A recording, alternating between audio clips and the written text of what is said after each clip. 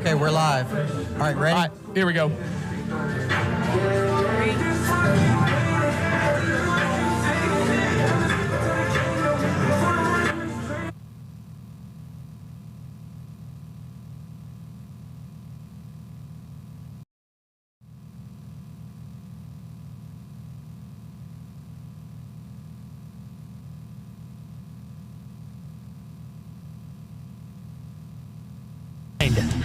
Let's do this, Tuscaloosa. This is Hillcrest Football on the Hillcrest Football Broadcast Network. Now, Brent Jones, Brad Armstrong, and the Hillcrest Student Broadcast Crew on the Hillcrest Football Broadcast Network. Welcome to Roy Johnson Stadium. Brent Jones, Brad Armstrong, and Brian Pirano here with you. Well, I say Brad Armstrong. He's around here somewhere, but Coach P is here with me, and we're ready to get you started for this huge Class 6A Region 4 game tonight. The Hillcrest Patriots taking on the Hueytown Golden Gophers, and these two teams have been rivals for years. It seems like one or the other has been on top of the region for the past several years, Brian. You know, especially in the Jamie Mitchell era. You know, this is one of the few teams that has a winning record against Coach Mitchell since he has joined Hillcrest. You know, we got a little bit of revenge last year, but you know, Coach Mitchell, his staff, and the boys are reminiscing back to 2 years ago when they were 2 of our 3 losses, Brent. That's right. That's absolutely right. One of them in the semifinals. Correct. Of the state playoffs. Wow. Yeah, so quite a rivalry going on between these two teams. Last year's game, oh my gosh, it was the game of the year. I believe 55-44 on a Thursday night. Yeah, it was a Thursday night because we were expecting bad weather on Friday, so we kind of moved it up a day to avoid that bad weather, but we didn't avoid a bad football game. No, we didn't. It was an amazing game. And I'll be honest, Brent, I felt a little bit different vibe in the stadium tonight and in school this week with it being this game. You know, certainly the first 3 games and then Northridge being a cross-town rival, but I think everybody kind of feels a little bit of pressure with us playing Hueytown this week.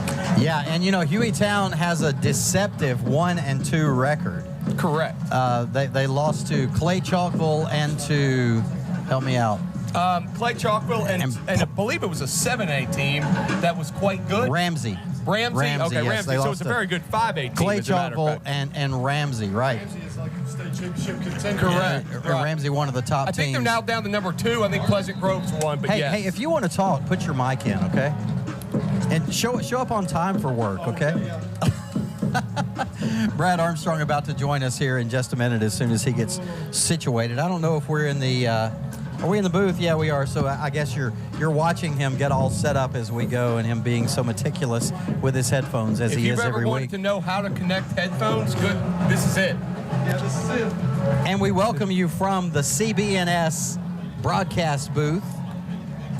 And we have a nice new banner below us saying the CBNS broadcast booth, Hillcrest Football Broadcast Network. What you got? You need your head. No, sorry. Okay. I'm good. There. I'm good. There you go. I'm good. There you go. It's great to hear you guys. Yeah. Okay. Anyway, welcome to the broadcast, Brad. Get here when you can. Okay. Oh, listen. No doubt. You know, the thing is, you can get here as early as you want to get here, and it's as soon as you get here, you find out. Man, no, regardless, I'm never prepared. It's like I feel like as much as I do, or as much as any of us do, you know, that there's always something you're like, oh, we're going to do that. Yeah. Or, oh, goodness. I can relate to that. That. But, you know, right now, no, I'm not going to say it. I'm not going to say it, guys. No. Because you know what I was going to say. I do, and good job. But I'm not going to say it. I'm going to resist. He just jinxed it. No, but I didn't say it. No, it doesn't matter. You thought it. No, he thought it. Yeah. No J words. Okay. All right, Brad. So we were just talking about how this is a very deceptive 1-2 team. You think it's they're coming in, they're 1-2 on the season. You know, no problem. We got them. This is going to be easy. But this is a good football team. They hung with Clay Chalkville pretty well, and with Ramsey pretty well. Yeah, I agree, Brent. And I also think, you know, a lot of times we kind of think in terms of what the score is, and we use it as a transitive property. You know, we're going to play. We beat this team 48-0. Oh, that team beat that team 48-0. Right. That means we're going to win 48-0. Right. That's obviously never the case. It's always about styles and matchups and how well a team plays on a particular night. And look, you never know how good are the teams that we play. And it's so early in the season, and obviously we're glad to be 3-0. And we feel like we've played some pretty stout competition. But at the same time, you don't really know. You just don't know. Right, absolutely. And you know, I think that I forgot to mention as we come in that we are coming to you live on the Mark Nelson, County Commissioner of District 3, Mark Nelson, pregame show. I love it. Mark Nelson's such a good friend of the show, friend of the school. So, that's great, Kevin. What is that? Oh, you're on the YouTube. You're watching it. I was like, you have us? Okay. That's great. Don't compliment him. He just pulled it up to watch it. I'm the one that set the thing up. Yeah, Come on. Yeah, I know. It's just Kevin. For those of you that don't, obviously. Well, Kevin, you're watching that really well. Well, I didn't know. I'm watching that. He has so many things over here that he puts up on the video board, and from time to time, he has to set up a lot of stuff for audio and visual, and so we see these things pop up, and Kevin does such a good job. I got college pregame. And they got a weather report for us. These clouds are continuing to roll in a little Somebody bit. said there was a lady down there, and she said, "Can I go back out and get my my umbrella?" And I said, "Ma'am, I'm sorry, you can't. No passes out." And she said, "Well, somebody said it was going to rain at 7." And I was thinking, 7? yeah. Well, to be honest with you, I wish I had the skill set to know, exactly, but I can go ahead and tell you, whatever I say the weather is going to be, it's not going to do it. And then my wife.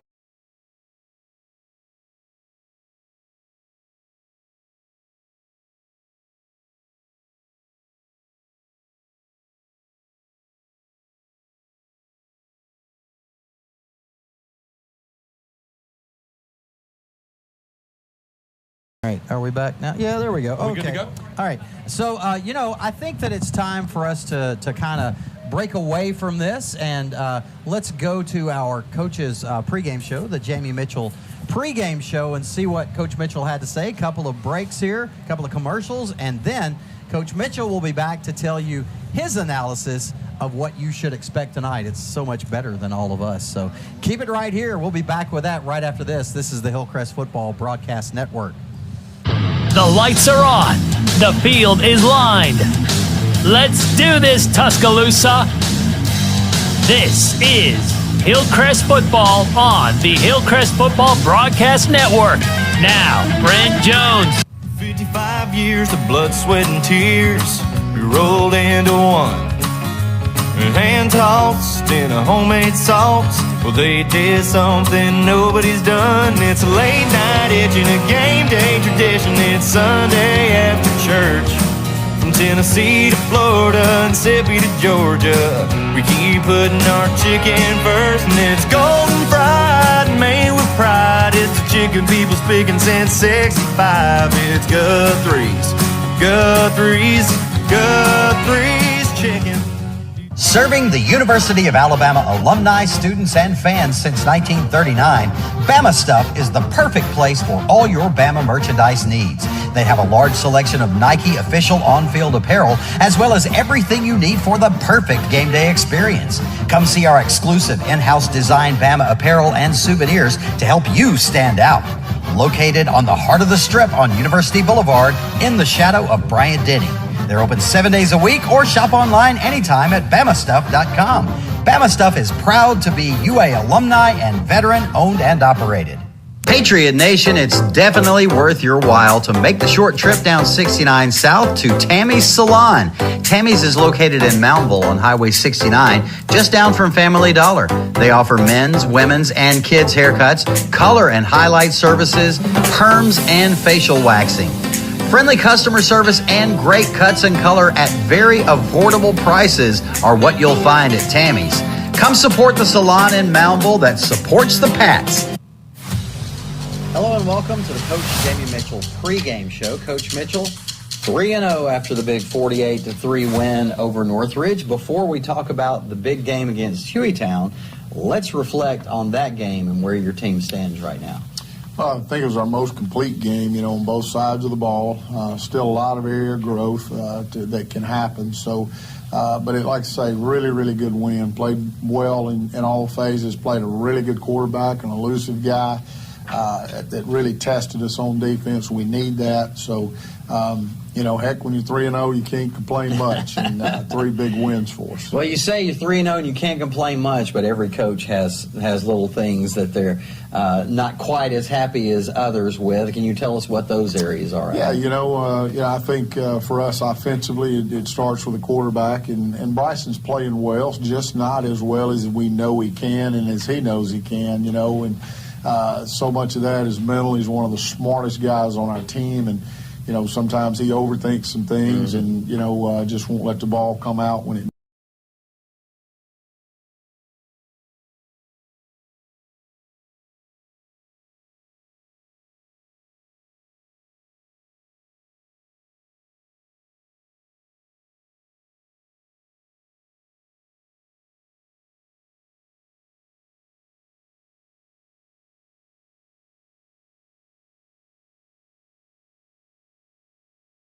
Blood, sweat, and tears, we rolled into one.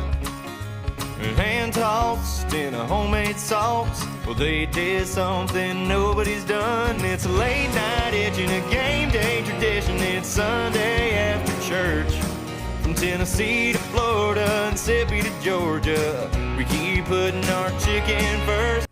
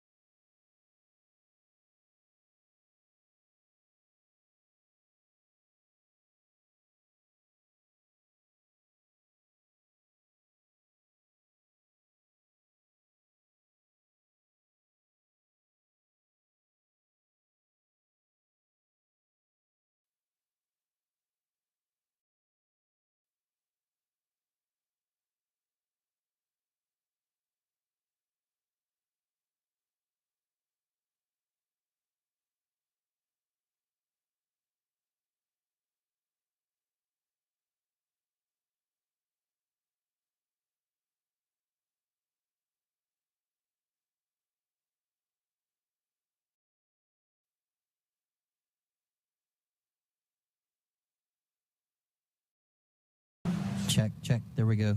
We back? Okay. All right. We are back. Sorry about that. Surprise, surprise. We had technical difficulties. You know, that never happens with us. But we are back thanks to the Pride of Patriot Parkway Band, looking sharp, playing our national anthem. I know you didn't get a chance to hear it, but we did, and they sounded great. And we are back and ready for some football. How you doing there, Brad?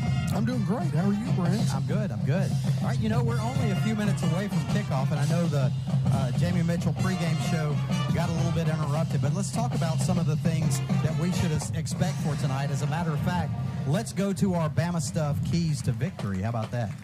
Sounds good to me. I guess you're wanting me to talk about it? Well, yeah. I mean, this is supposed to be your segment, so you do it, right? Except for, where are our keys to victory? You know what, Brad? I think they're in the email that we got from Brent a few hours ago. Oh, it's an email. Yeah, I'm trying to pull it No, up. I had the text. I was looking at the text. I do know when we talked about it, we talked about that Hueytown is going to have to score points. And, I mean, obviously that's a no-brainer. You can't win the game if you don't score points. But I have said all along this year that I think for teams to beat us, they're going to have to score chunk plays. I don't think a team is going to be able to sustain, you know, an 8, 9, 10-play drive. That doesn't mean that they may not do an 8 or have an 8, 9, 10-play drive, but all night long, I just don't see that happening. So if you're Hueytown, I think to have success, you got to score a lot of points. You got to do it in minimal number of plays. I also think you got to try to keep the Hillcrest defense on the field as long as possible. Those things kind of go together, but you got to tire them out. Now, Hillcrest defensive line has a lot of depth, but you're not going to know how well they handle it until you try to wear them out. You also got to minimize your special teams mistakes. Can't afford any turnovers in the special teams battle if Hueytown has a chance tonight. Hillcrest wins the game if they just try to stay in lanes defensively. Kick return, or kick coverage, punt coverage, defensive assignments. Those sorts of things have got to be on par tonight if Hillcrest wins the game. Also, Hueytown, this is no shock to us, but Hueytown is going to have a quick quarterback. And they're going to play a very quick pace. So what Hillcrest is going to have to do is settle in and get ready quickly and then try to contain the quarterback. And then I think Hillcrest comes out of this game victorious, Brent. And thanks again to Bama Stuff and BamaStuff.com for sponsoring our keys to victory tonight and all season long. Yes, sir. Yes, sir. All right. Thank you for that. You know, the Hillcrest Pride of Patriot Parkway Marching Band is growing, and they are sounding great. What?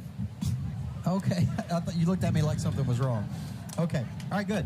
Okay, guys, we're getting close to kickoff. Brad, Brian and I were talking about this earlier, about what a huge rivalry this has become, and especially in the Jamie Mitchell era, where two of Jamie Mitchell's very, very few losses. How many losses total? Four total losses. So 50% of the losses that Jamie Mitchell has had here at Hillcrest have been to Hueytown. That's right. And, you know, we had that, we lost the opening game to Homewood, and then I believe our last home regular season loss was to these Hueytown Golden Gophers.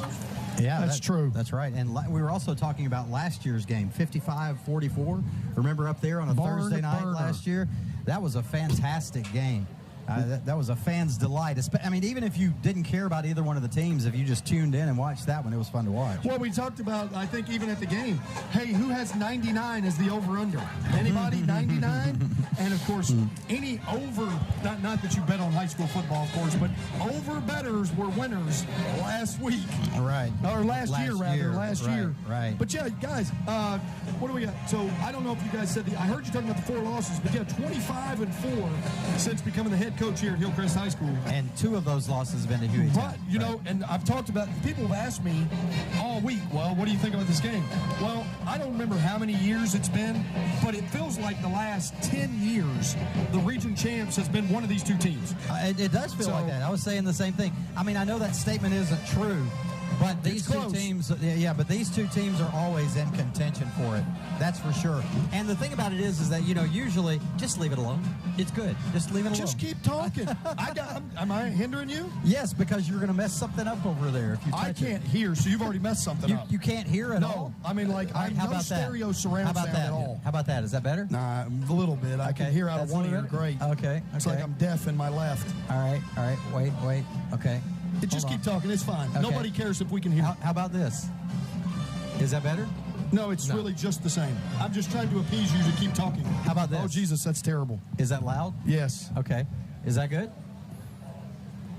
It's fine. It's fine. Okay. Maybe it's your headset. I don't know. No, it's definitely not my headset. It was working perfectly 2 weeks ago. Okay. All right. So anyway, Roy Johnson Stadium, where are the teams? Let's start playing football. I'm ready to look at a game here and play football. How about you? I'm ready. Brad, you got any good games on RSV? Oh, yeah. Design? RSV. What are you going to be looking at as we tonight? wait for the Patriots to take the field? Some other big games tonight? I'm sure, guys. I know there you are had a so sleeper many game good in ones. 6A, right? I do, and I really think, think about, how about this? A lot of times when you watch SEC games, they'll talk about games around the league, right? Well, for us, it'd be other Class 6A Region 4 matchups. Well, around our region, tonight we've got McAdory versus Brookwood. Correct. We've got Northridge versus Bessemer City. No, that's not correct. Yes, it is. No, because Central played Bryant last week. But it is Northridge at Bessemer City. It's definitely Northridge at Bessemer City. And it's definitely, let's say, Central and, golly, I think it's Central McAdory. I don't know. I wrote it down. Golly, if I could just find it, get myself together. Anyway, we'll have those scores for you tonight, but I still think Northridge Bessemer City is the sleeper game of Class 6A Region 4. And Brad, another big game in 6A in Region 1. We have Spanish Fort and Saraland playing each other down there. Is that a big game?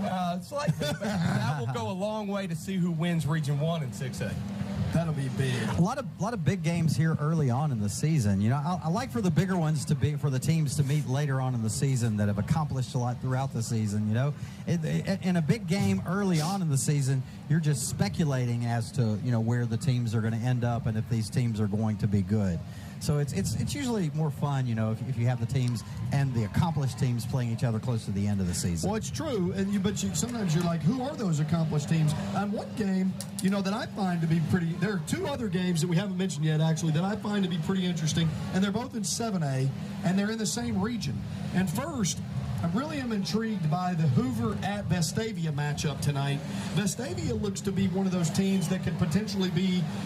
Nobody really thinks of Vestavia as state championship contender. It's always Hoover, Thompson, Central Phoenix City, and not to say Vestavia is going to win it all or anything like that, but I think Vestavia is definitely trying to take that leap into the top tier of 7A football. Right. And Vestavia has the top recruit in the state. They've got some really good players. They've got a new coach. Those guys are primed for a Hoover win tonight in Vestavia. And if they do, look out for the Rebels. And then, of course, the other big game tonight that nobody's really talking about, or at least we haven't mentioned yet, is Tuscaloosa County at Hueytown. Lots of different undertone meanings in that one. But certainly the most interesting story of all is the fact that those two will be playing for, I've got Hueytown 2-1, and County High is the one that's undefeated. Except for, not technically. They're undefeated on the field. But they're undefeated on the field. Right. So I know there's a story that they had to forfeit a game, and we won't talk about that. But on the field, they are 3-0 on the field. That's and true. they'll be at Hueytown tonight, which will be a really interesting matchup. Really interesting. What you got, Coach B? Nothing. I think we're getting ready for the team to take the field. Boy, they must have had a really long pregame talk. They're very late coming out on the field. For the music to start too, though. Doesn't the music usually start a little bit before this? That's right. And I think last week we ran into the same problem a little bit. He unplugged my fan on there. We have Principal Hinton up here explaining some of the issues. Hey, Donald, will you reach over there and turn that light on, please? All right. So the Patriots now kneeling at the goalpost in the south end zone. Line of students wearing their neon, ready to have the team run through them.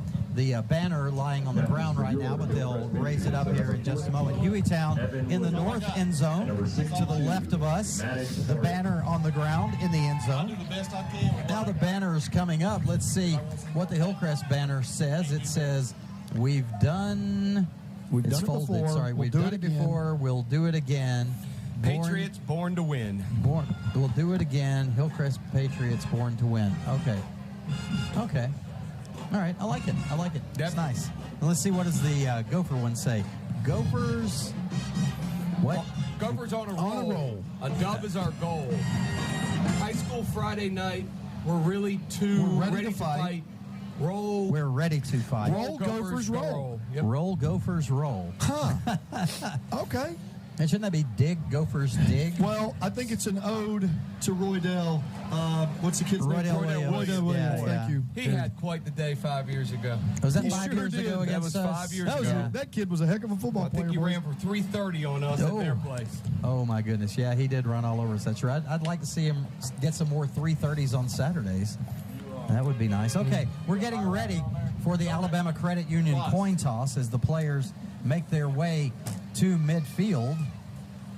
Captains tonight for the Hillcrest Patriots, number 62, Maddox Harden, and number 14, Evan Williams. Now, Evan Williams, boy, I tell you, if you ever had a deserving captain, it would be Evan Williams for tonight. That guy has been at the table with me at the Hillcrest Huddle all 4 weeks that we've been doing the huddle.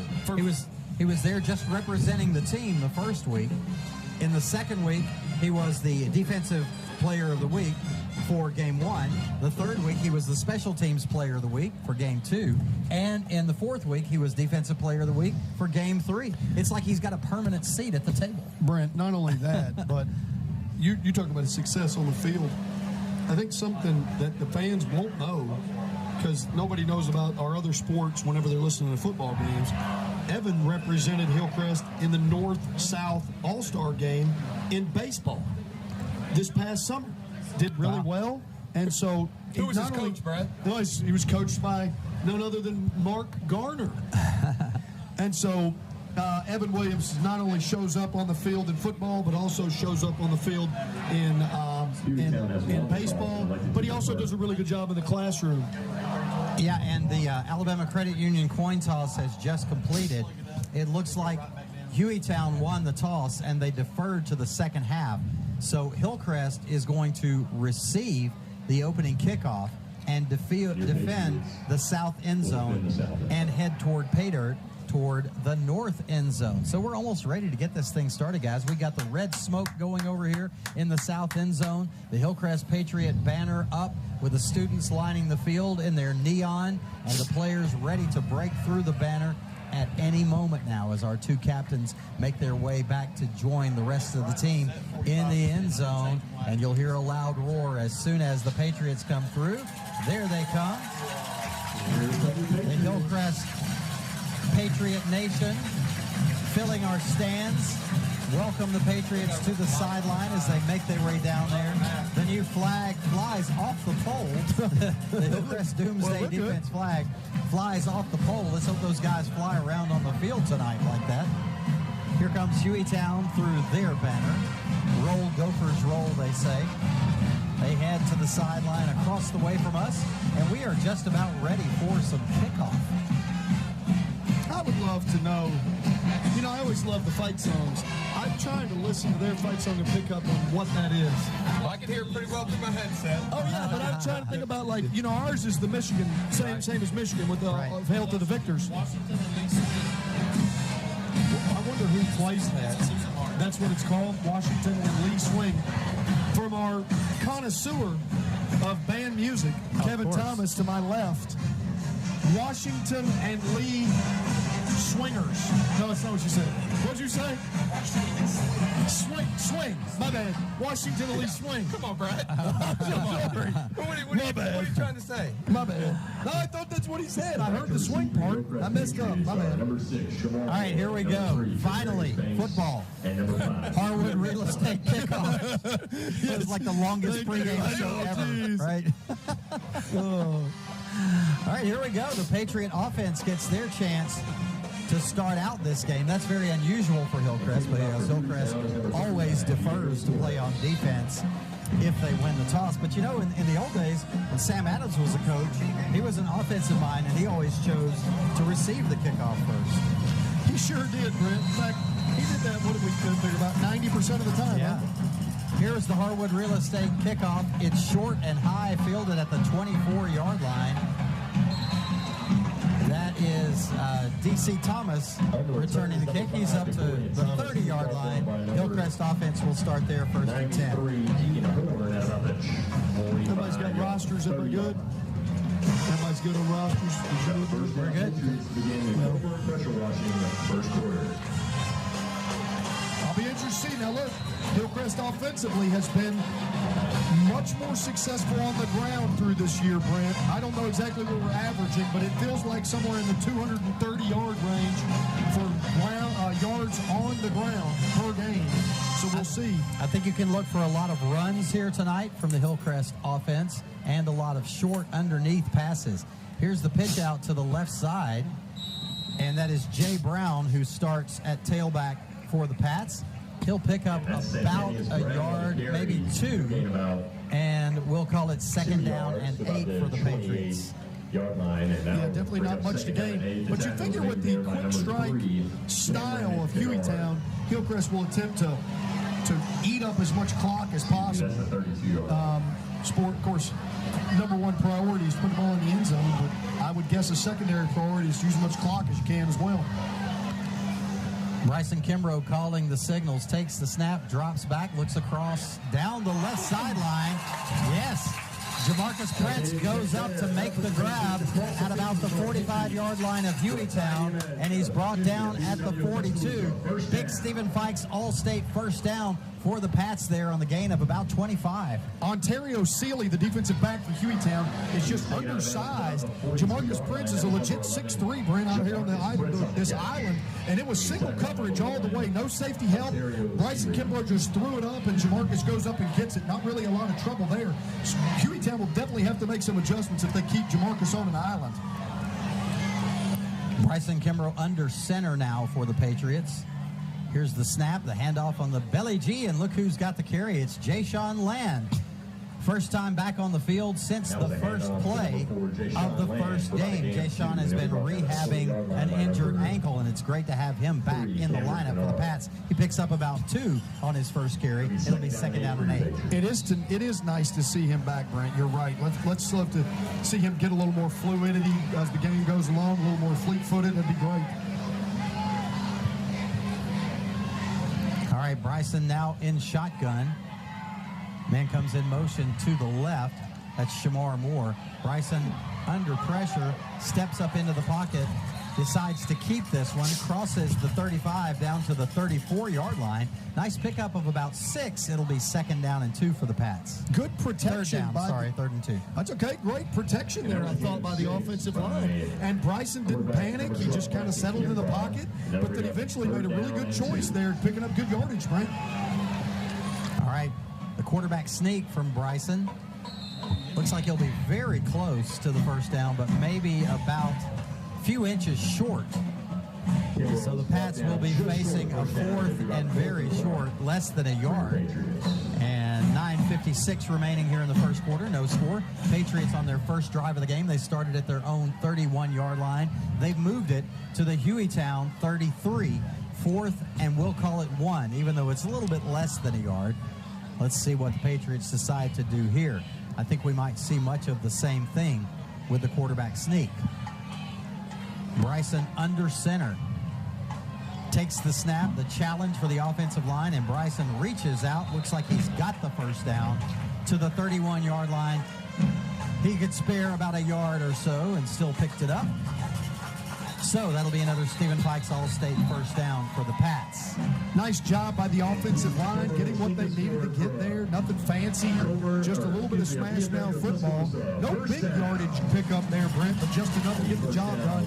And you're right. Thanks again to Stephen Fikes for all he does for us and supporting us and getting another first down. All right. So the Patriots, 1st and 10 at the Hueytown 32. They've moved from their own 31, approaching the Centel Home Design red zone. Bryson Kimbrough in shotgun, 3 wide receivers to the right, 1 to the short side of the field on the left. Jay-Sean Land flanks him to his right. Bryson calls the signals. And it looks like a Hueytown defender has jumped off sides. No. So it looked like a Hueytown defender had jumped off sides, but he got back. So the play clock started running down as the offense was expecting a penalty to be called, but it wasn't. Let's take a break here with 8:44 left, no score. This is the Hillcrest Football Broadcast Network. We rolled into one, hand tossed in a homemade sauce. Well, they did something nobody's done. It's a late night itch and a game day tradition. It's Sunday after church. 5 years of blood, sweat, and tears. Florida, rolled into one.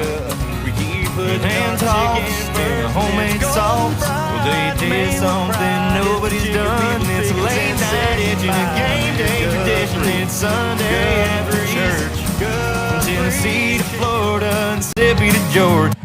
All right, we're back here at Roy Johnson Stadium. The Patriots with a 1st and 10. They called a timeout as the play clock was running down, and they'll have it 1st and 10 at the Hueytown 31-yard line. 8:44 remaining in this first quarter. No score as of yet. Hillcrest has had the ball the entire length of the first quarter so far. Bryson Kimbrough under center, takes the snap, drops back, steps into a pass deep down the right side. A flag comes in at about the goal line. Looks like there's going to be some defensive holding, defensive pass interference, possibly against D.C. Thomas down at the goal line. Yeah, it definitely looked like pass interference. You know, the thing is, I say it looked like pass interference from a standpoint of where the flag was thrown and at whom the flag was thrown. I didn't necessarily see anything super egregious or anything like that. But I think what was going on was the Golden Goph in coverage was holding on to DC in the slot. I don't know. You may be right. However, it looked like he had the inside position on the play, actually. I don't know.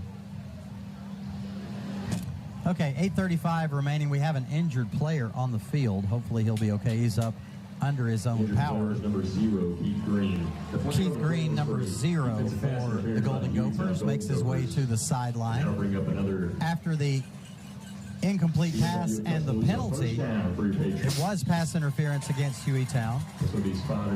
That'll respot the ball at the 16-yard line. It'll be 1st and 10 for the Pats there. Another Stephen Fikes All-State first down, and they are officially now in the Centel Home Design Red Zone.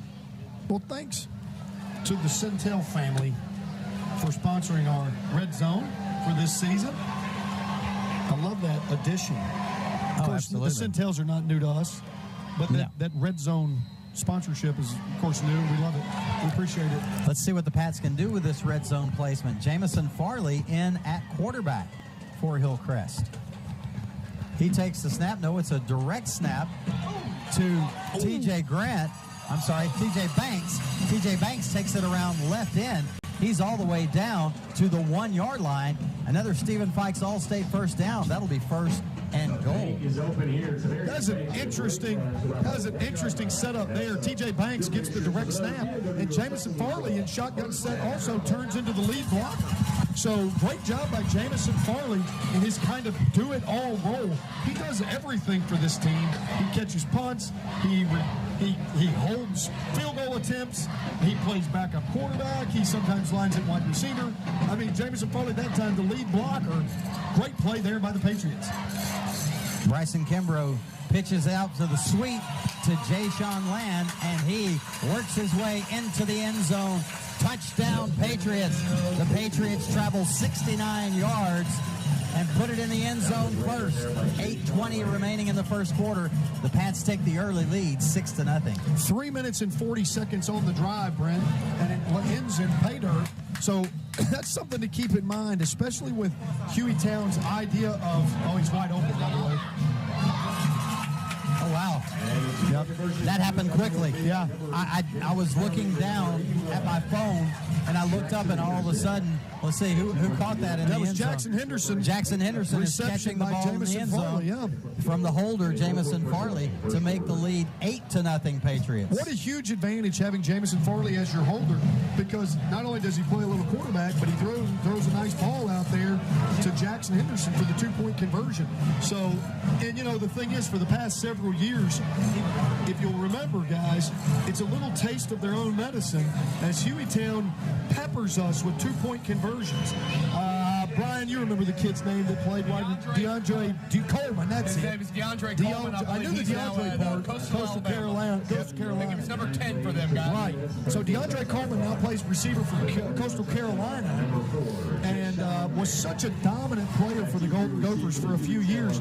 Was a master of 2-point conversions, and they basically ran about 4 different variations off the same formation, and he was so good at that. And then Hillcrest running the 2-point conversion might set the tone for 2-point conversions for tonight, Brent. Maybe so. Here comes the Harwood Real Estate kickoff. It's Evan Williams kicking off. It's high and fielded at about the 9-yard line. He's up to the 15. Hit hard by Barkley Crawford, I believe, at the 18-yard line. He'll be brought down there. Yeah, nicely done. Good kick coverage right there. Hueytown seemed to miss a few blockers, and Barkley Crawford was actually marked by one of the kick return guys for Hueytown, but Barkley literally just sidestepped the blocker and then took the ball carrier on head on. And with 8:14 to play in the first, Hueytown has the ball, but deep inside their own territory, starting out at their own 19, Brent. All right, so 1st and 10 for the Golden Gophers. And here's a run around right in with nowhere to go, and a flag comes in as well, so it'll be no gain on the carry, but also a penalty, we believe, against Hueytown. It looks like a procedural play, yeah. It's a procedural violation. So it was not a dead ball. Right, it was not a false start. It's an alignment issue. So we're going to take the play as it was a loss. Now that mark, are you saying they got no gain? They got back to the line of scrimmage? Yeah, it was about the line of scrimmage that he got back to. Okay. But that'll be second down. They haven't changed it over on the chains. Second down from the 19. So it's second down and about 10 for the Gophs. I think Hueytown may not have had enough men on the line of scrimmage is what happened there. All right, having a hard time getting this one started. Here we go, though. Now the Gophs up to the line of scrimmage. The quarterback, number 5, Elijah Hudson, takes the snap. He will keep this one after faking the handoff, trying to spin his way around, but he's dragged down like a wheelbarrow with his legs by number 24, Ladarius Walker. He picks up about a half a yard, and it'll be 3rd down and 9. So the Patriot defense looking stout so far in this first drive, if you want to call it that, by Hueytown. Hillcrest with a 4-man look, 4-man down lineman. See how this morphs as the night goes along. Elijah Hudson, the quarterback, takes the snap, drops back, looks down the right sideline, and this one is incomplete, out of the reach of the receiver, DeCorian Thomas, at about the 40-yard line. So the Patriot defense gives up a yard, and it's 4th down for the Gophers. Wait a minute. We have one of those. Yeah, I know. I know. For a second, I was like, Brent, that's the wrong team. But DeCorian Thomas, we've got one, they've got one. But yeah, Jimmy Rice Edison there in coverage. He didn't ever turn around, but that's fine. He was step for step with DeCorian Thomas from Hueytown and did a good job, and it's a 3 and out. Here's the snap, and a bobbled snap, and the punter is hit after he picks it back up. It's fielded at the 45-yard line by Jamison Farley. He'll be down right there at the Hueytown 45. That one almost blocked That one almost blocked as the punt came in, was bobbled, and the punter was basically tackled as he was getting the kick away. Okay, now here's an interesting rule. Correct. It was right on. If you notice, right outside that shot, guys, the referee was signaling that ball was tipped. Therefore, that's why they did not call. But here's what I think. I do not think it was tipped at all. But I think what happened was because the punter muffed the punt, he's a running back at that point. Correct, Brad. Because he's muffed the punt, he can be hit. Correct. And so it wasn't blocked, but that's the signal to avoid the penalty. So Hillcrest did a good job covering the punt. And, Coach Patterson on the far sideline, the Hueytown Coach Patterson was pretty upset about that, but it was a muffed punt, so Hillcrest did a good job. All right, here we go. Whistles as the Pats prepare. Delay of game against Hillcrest. Did the play clock run out? I guess so. Seems like it was kind of quick. Yeah, I missed that. That is not something you want to do. I mean, you expect the team to get the ball back after a punt situation, and you want to be ready to go. But that's a 5 yards that we don't want to give up so easily. So that moves the ball back very slightly into Hillcrest territory. The nose of the ball still touching the 50-yard line on the Hillcrest side, and it's 1st and 15. Bryson Kimbrough in an empty set in the shotgun formation. Here comes Shamar Moore in motion. He takes it on the jet sweep, cuts upfield. He's at the 40, the 35, and brought down at the 31 of Hueytown. A gain of 19 by Shamar Moore on the jet sweep. Really good job blocking up front, fellas. But give Shamar credit. He was probably supposed to carry that out all the way outside the hash, outside the tackle. But Andreas Ross. You're good. No, I'm not. We can hear you. No, I'm muted. No, you're not. No, I'm not. No, you're not. What does happen to my sound? I don't know. I can hear you. I can hear you fine. You've not changed anything for me. All right, here we go. Bryson Kimbrough under center. Whistles before the snap gets away, though. My bad. And a flag comes in. Are you good now? Yeah, my thing came unplugged. I thought I was dead. Ah, okay. Well, I was like, oh my that gosh. explains that. All right, so that's a legal procedure. False start against Hillcrest. Hey, honey. Hey, buddy. Sorry. I'm trying to get out of your way. I know. Brad decides I'm a really good friend. Well, puts his arm around me. Believe me, we've certainly been through a lot together. Oh. Well, it was my volume, and I was trying to turn it down, but I was trying not to block you. So I reached around your backside and got the volume. There you have the analysis. My bad. Okay. The analysis of the play in the booth. Well, they're not playing right now, Kevin. We got to talk about something. 6:24 left in the first. Hillcrest up 8-0. 1st and 15 after the false start. Bryson Kimbrough takes the snap, back to pass, steps up into the pocket, scrambles around, looks downfield, tries to avoid a defender. He is unable to, and he is sacked back at the 44-yard line. He'll lose about 9 there, and that'll make it 2nd down and about 22. Kimbrough brought down by number. First of all, it's really difficult to criticize Bryson Kimbrough as a human being. He's one of the best kids you'll meet.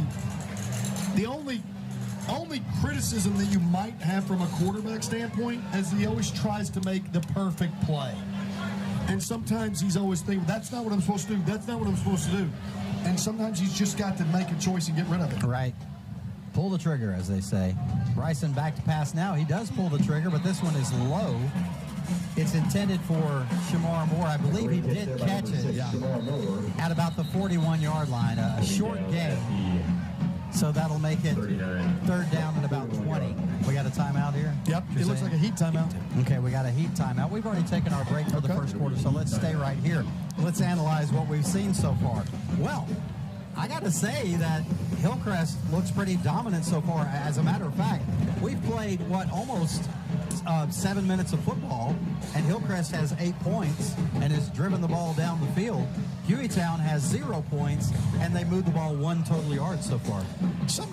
That'll be an interesting statistic, obviously, to keep up with in the game. The total yards, what I mean, is not the points.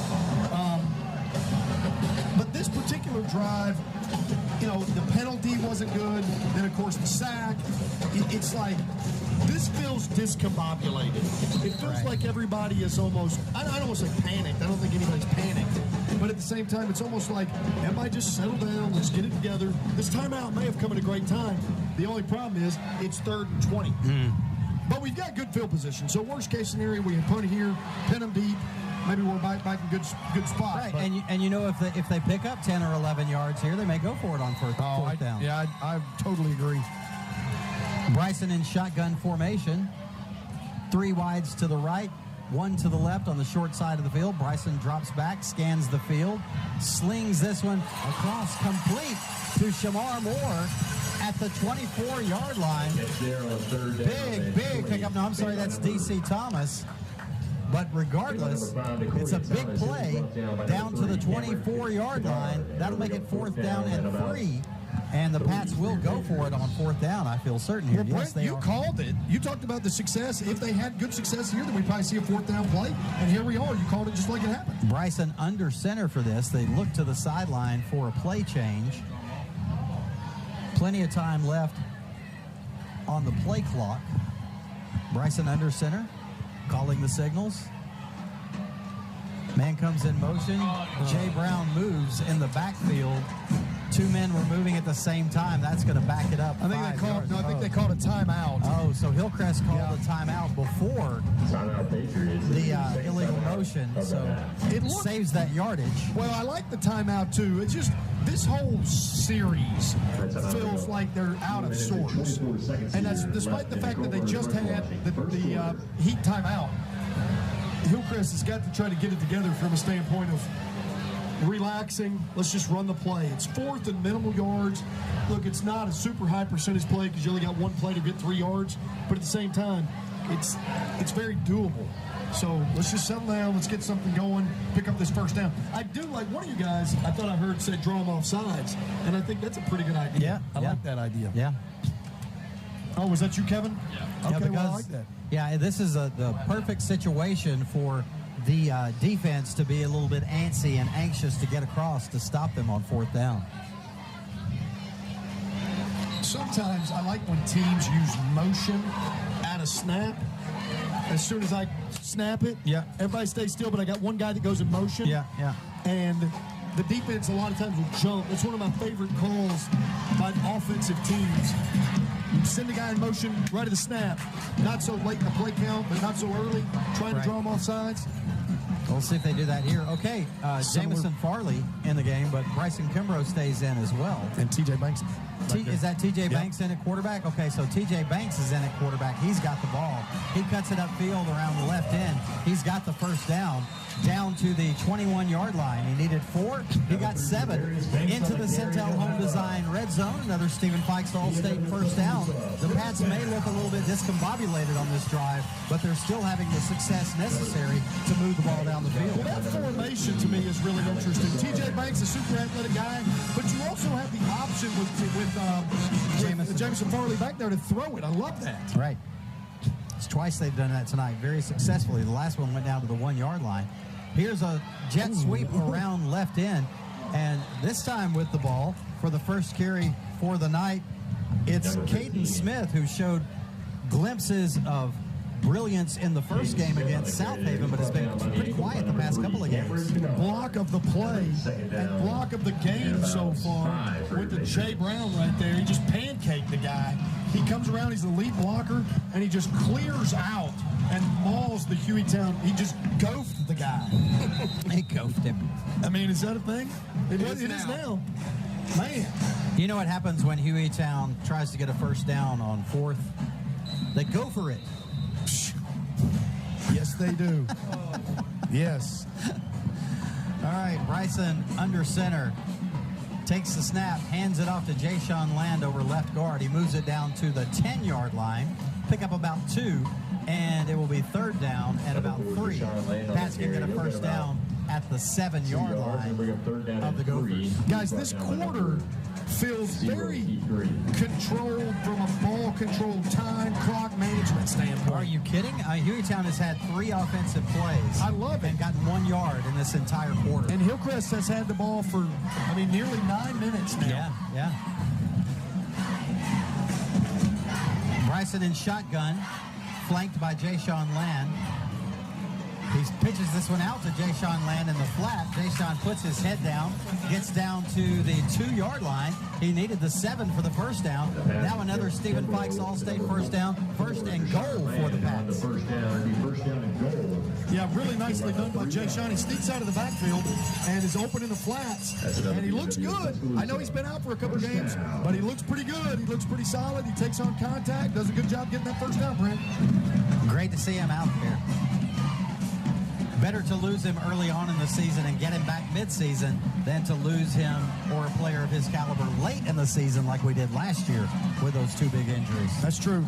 Thanks again to Centel Engineering for the Red Zone sponsorship as we're here again. Bryson under center. Pitch sweep to Jay Brown around right end. He booms his way into the end zone. Touchdown, Patriots. 2:22 remaining in the first quarter. The lead extends to 14-0 Patriots. One of the things that I've really enjoyed watching tonight are the blocks being made. And that time, guys, Jay-Sean Land with a really nice kick-out block as he comes around off that tall sweep and does a great job kind of creating a hole for Jay to get into. And it opened up the gap, and Jay just kind of gets in there. We might want to call the end zone the DMs as Jay just slid into it. All right, here we go with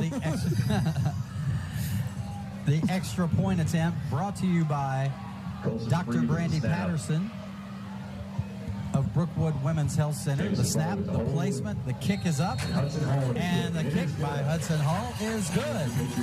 Pats extend the lead to 15-0 here with 2:22 remaining in the first quarter. Okay, so we've played 9 minutes and 38 seconds. Out of that 9 minutes and 38 seconds, I'm serious, Hillcrest has had the ball roughly 8 minutes and 38 seconds. I saw Hueytown had the ball at about the 8:12 mark, and then they punted at 7:13. Wow. So 59 seconds by my calculation that Hueytown has had the ball so far in the first quarter. And they've netted, what, 1 yard? 1 yard. Yeah. They got 1 yard on their 3 downs and then punted it away. Pretty dominant so far by the Patriots. Evan Williams apparently has moved into the kickoff position for the Pats. Did you see the kickoff last time? Yeah, it was nice. Real estate kickoff? He did a good job with it. Yeah. Nice high spinner. Yeah. Harwood Real Estate kickoff coming from the foot of Evan Williams. Here we go. Toe to leather. It's high. Dang. And it lands at about the 12-yard line, fielded there. Nice return by the Golden Gophers return man, number 2. That is the receiver, DeCorian Thomas. Really good job there on kick coverage. Hueytown's going to start out with a little bit better field position than they did on the opening drive of the game. But look, with 2:16 to play in the first, this is their second time to touch the ball, and they're already down 2 scores. So hopefully that defensive pressure can really make it difficult tonight for the white jersey, gold pants Gophs. They'll start this possession at the 27-yard line. The quarterback, Elijah Hudson, flanked by number 6, Jaleel Rouser in the backfield. He pitches it to Rouser around left end. Makes a nice move, moves it down to the 35-yard line. Pickup of about 8, and it'll be 2nd down and 2 for the Gophers. Really good job there by A.J. Quarles. He had really good coverage from his middle linebacker position. That's something he's really good at. He sees it well and moves well to the ball. We have a different quarterback in the game. That's Jabron Ellington in the game now. Gain of 8. Gonna bring up 2nd down. Behind him, Elijah Hudson. The snap, the handoff to Elijah Hudson, and he's got nowhere to go as he is stonewalled at the line of scrimmage. I'm sorry, that was Jaleel Rouser, number 6. Looked like A.J. Quarles in there again, Brent. A.J. meeting him right at the line of scrimmage. No gain. 3rd and 2 as Hueytown is quickly up to the line of scrimmage once again. The snap, the pitch out to Rouser around right in. He crosses the 40 down to the 42-yard line. He needed about 2. He got 7. That'll be enough for a first down for the Golden Gophers. 114. Sorry, Brent. That's okay. 114 and counting. Hillcrest up 15-0. 114 left in the first quarter. Kamari Patton He's going to have to exit the game. So he's got it. Lost his helmet on the play. Here's the snap. The handoff to Rouser.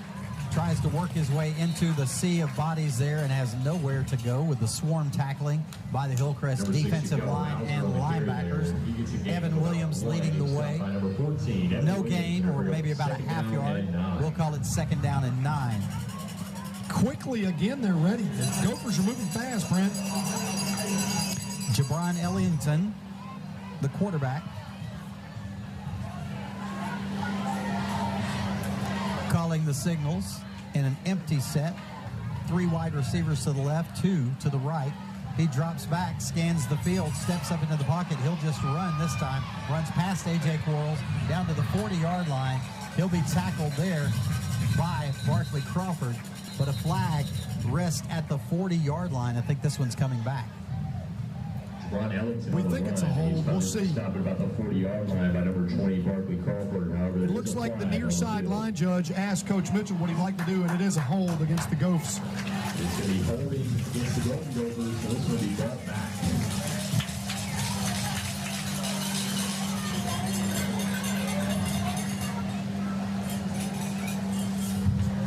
Brent, you talk about Jabron Ellington playing quarterback back there? Yeah.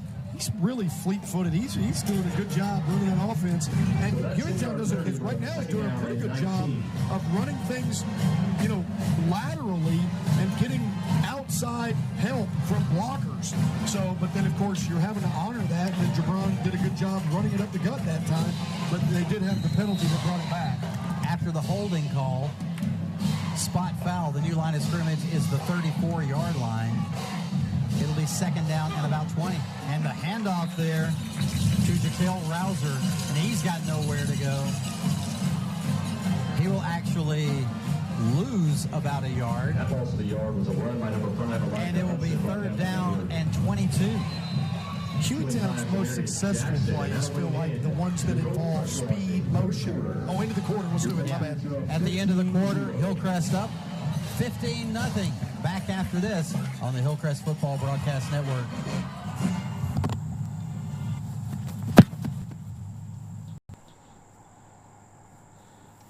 One more time.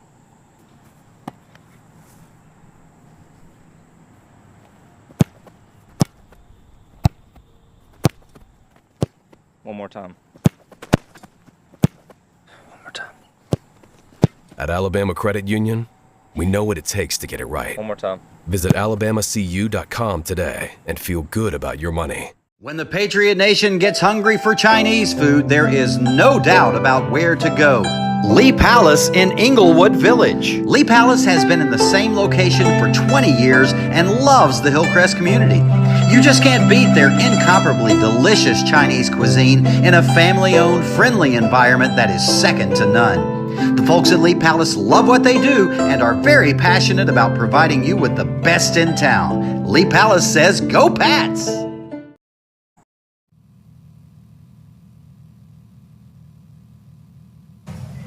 All right, we're back at Roy Johnson Stadium. Hillcrest leading 15-0 at the end of 1. Hueytown with the ball, but in their own territory at their own 33-yard line, facing a 3rd and 22.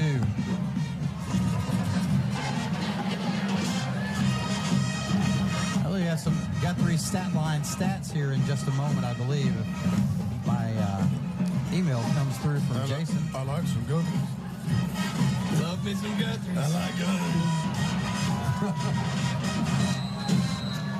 Don't see the email coming through, though. Oh, well. Rouser goes in motion. Ellington back to pass. Being pressured and brought down in the backfield by big Matthew Cockrell back at the 21-yard line. A loss of 10. Wow, Ellington had nowhere to go on that one. Quick point here. Will Hueytown punt for a 1st down? Brian, will Hueytown punt for a 1st down? Like what I'm asking. Will the punt go as far as... Are you talking about gross or net? gross. Gross, yes. Net, no. I'm saying no on the gross. Will it make it to the first down marker? I think is what you don't think it. So Brent says no on the gross. I think. It certainly won't. Oh! It almost went over the punter's head. He was able to tap it in the air and catch it, but he'll be tackled back at the 11-yard line, and the Patriots will take over there, 1st and 10. Inside the Centel red zone already. All right, well, no is correct. No bettors were winners. Took no took the under on the first down gross bet. But that was a tough snap. You know, unfortunately for Hueytown, we've been the beneficiary of 2 bad snaps. You know, we got the tackle basically on the first one. That was a net decent punt. That one was a net bad punt. Yeah, but you know, the punter did a good job actually of catching that ball and preventing it from going over his head, possibly a touchdown for Hillcrest. Bryson Kimbrough under center, takes the snap, hands it off to Jayshawn Land over right guard. Jayshawn waltzes his way untouched into the end zone. Touchdown Patriots, moving the score to 21-0 with 11:05 remaining in the first half. Great drive, one play. Anytime, look, one-play drives are fun. I agree. Man, you know, the thing is, we've talked about how other teams struggle against Hillcrest from a standpoint of trying to create a long drive or sustaining a drive. But other teams are going to have to do that against us. They're going to have to make Hillcrest earn it. And if you can give Hillcrest a 1-play drive or a 4-play drive, it's just not difficult enough. Hudson Hall on for the Dr. Brandy Patterson extra point attempt. The snap, the placement, the kick is up. The kick is off to the right. So the score stays at 21-0. 11:05 remaining in the first half. Wow, this has just been domination. I'll be honest, Brent. I was expecting Hueytown to come out and give us a little more test early, but this has been much the same as we saw the first 3 games this season. And it may change. It may change, but you're right, guys. So far, so good for the Patriots. While we have a second, a couple of score updates by RSV Designs, rsvdesigns.com. From Vestavia, the Rebels 3, Hoover nothing. From Trussville, Trussville 21, Tuscaloosa County 0. I've heard that score before tonight. That's right, 21-0. Same score here as it is there. And Saraland 14, Spanish Fort nothing. Northside 14, Curry nothing. Northside Homecoming up there, our neighbors to the north. And there you have it. Another Hardwood Real Estate kickoff, Brent. Yep, coming your way from the foot of Evan Williams, who has been skyballing these kicks. He really has. They don't go incredibly deep, but they go very, very high and give the Hillcrest kick coverage team a chance to get down there and make the tackle. I think he's like, I don't know what player of the week I'm going to be, but you will name me player of the week in some category. He's got a permanent seat. We need to put his name on the seat at Walton's for the Hillcrest Huddle.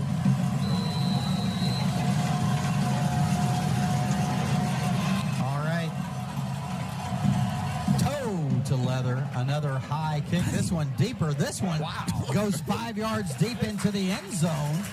And the Gophers will have to take it at the 20-yard line with a touchback. You're right. He's definitely campaigning for the special teams player of the week right now. Man, he really is. He's kicking it well. It makes you wonder, why hasn't he been the kicker all season long? You know, maybe I've seen him kick prior tonight, and he hasn't had great kickoffs all season. He's just got special adrenaline tonight or something. But he's kicked it really well tonight. He's kicking the leather out of it. He is.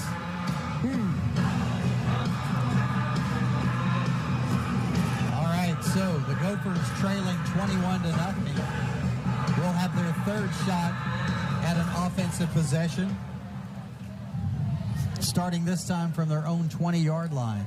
Ellington takes the snap, hands it off to Rouser. Rouser spins around in the backfield, but he's spinning through a swarm of Hillcrest tacklers, and he'll be brought down after only about a gain of 3. It'll be 2nd down and 7. That's going to be a 3-yard carry. When Rouser spins, he creates a few tackling issues for Hillcrest. But there were so many Hillcrest guys there. We talked sometimes we've called them the murder hornets, but they just keep showing up, and they swarm to the ball so well. Yes, very good. Ellington back to pass with time this time, but now being pressured. He swings it out to Rouser on the right side, but he doesn't have a whole lot of room. As a matter of fact, he won't make it back to the line of scrimmage. He caught the ball in the backfield, ran to his right, ran out of bounds, lost a couple of yards. Did you see who the tackle was there by Brent? Was that Evan Williams? Evan Williams. I'm serious. I mean, Evan is doing everything tonight for the Patriots. Ellington, in an empty set, will take the snap. He'll drop back, look downfield. He'll just run this one. And he escapes a couple of tackles until he's finally brought down at about the 27-yard line. Good job by Barkley Crawford coming up from his safety position to make the tackle short of the first down at about the 28-yard line. It'll be 4th and 2. And the Gophers will send on the punting team, which has not been very successful for them so far. And if you remember back to the Bama stuff keys to the game, one of them was Hueytown Special Teams, and it has killed them so far. Yeah, we talked about they couldn't shoot themselves in the foot on special teams, and they have. They have twice now. Yes, it's not been good. And we also talked about they were going to have to score on chunk plays, and they have really struggled to move the ball offensively. Jamison Farley will wait for this one at the Hillcrest 45. This punt is much better. Jamison fields it at the 43 and is hit immediately and brought down at the 43-yard line. I don't understand that. He fair caught it and took a shot. Why is there no penalty? I think he tried to run with it after he was like, did I fair catch it? I'm not really sure. Yeah, but they immediately blew it dead. And then he got hit 3 times. Well, Jamison did kind of make a move like he was going to run with it. So okay. Well, you didn't, no harm, no foul, I guess. But here we are, 9.5 to play in the second quarter, or in the first half. And, of course, Hillcrest up 21-0. One of my good friends, Rick Davis, listening to the broadcast tonight, pulling for the Patriots, guys. Well, good. Free shout-outs. If he's your friend, I mean. Well, I don't have I got some Hueytown friends, okay?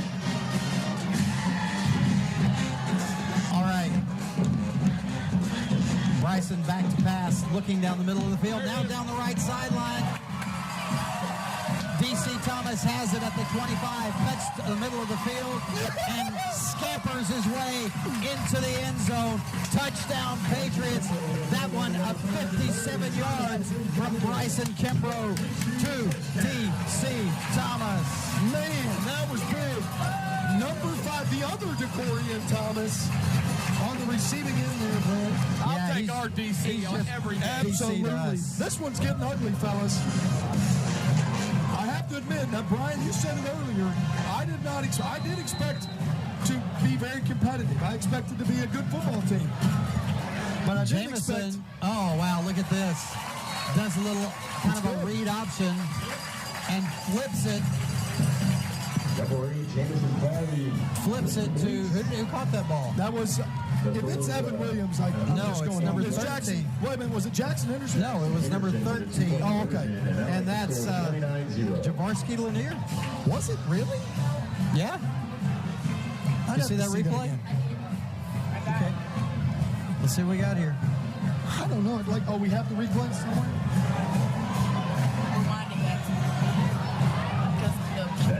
Well, whatever the case is, I love the play design.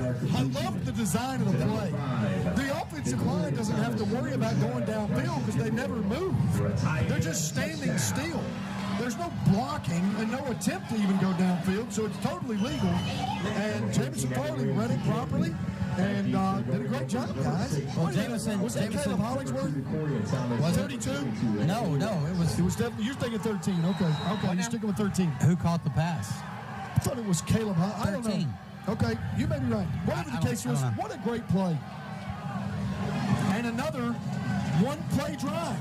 Harwood Real Estate kickoff from Evan Williams. It's high and deep once again. This one fielded at the goal line. He'll take it out and slip at about the 11, make his way around to the outside, but be pushed out of bounds at about the 12. So Hueytown starting deep in their territory once again. He'll get it to about the. It looked like Barkley Crawford was showing. Can we go back to that replay on I hate to be on the extra point? I honestly, I thought he was down. I thought he slipped all the way down at the 10, Brad. I hate to be so picky. I mean, we're up 29-0, so beggars can sometimes be choosers. Sounds good. But blocking the back. But you know what?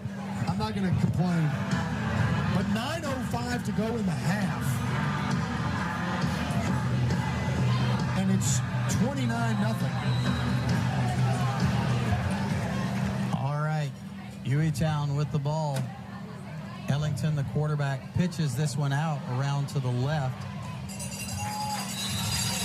to his running back, number 5, Elijah Hudson. He's brought down by. He picks up about 6, and it'll be second down and 4 from the 19. Good pursuit by Kamari Patton from his free safety position. Did a good job Jamel James. preventing a bigger gain. He was kind of by himself on this side, Brent. But good job by Kamari. Ellington, the quarterback, takes the snap, swings this one out to the right side. It's complete. Nice little moves and a flipping tackle across the sticks, and that will be a first down for the Golden Gophers after the reception there by Jaquil Rouser. Good design by Hueytown. Defended well by Hillcrest, but better designed by Hueytown to pick up pretty good yardage. Going to go for first down from about the 26-yard line. 24-yard line, sorry. 24-yard line is the line of scrimmage. Ellington takes the snap, drops back to pass, play action. He's got time this time. Swings it out to the right side to Rouser as he could not find a receiver open downfield. Rouser gets about 4. It'll be second down and 6. Yeah, you can see that. You can see that Ellington wanted to go deep on the near side numbers for him, or the far side numbers for him, and he just was covered up, so he wasn't able to find his receiver. He was looking for DeCorian Thomas.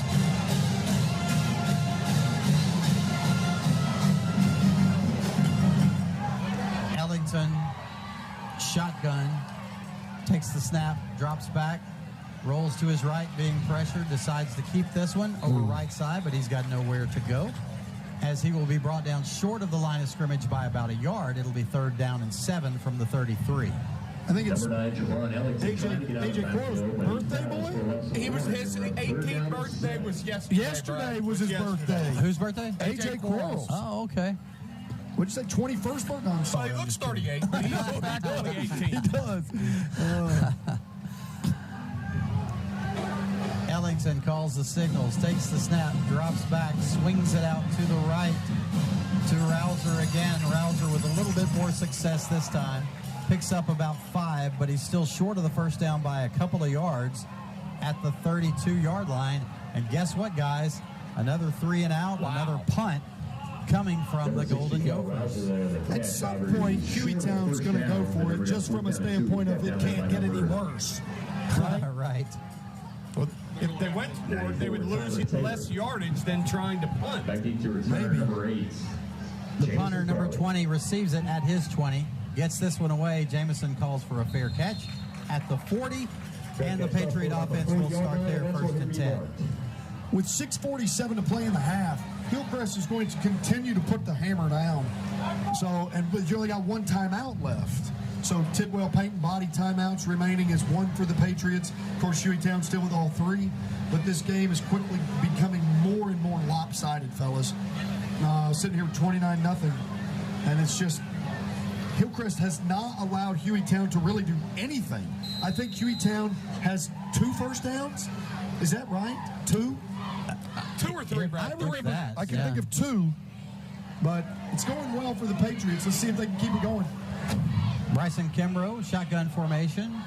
3 wide receivers to the right, 1 to the far side on the left.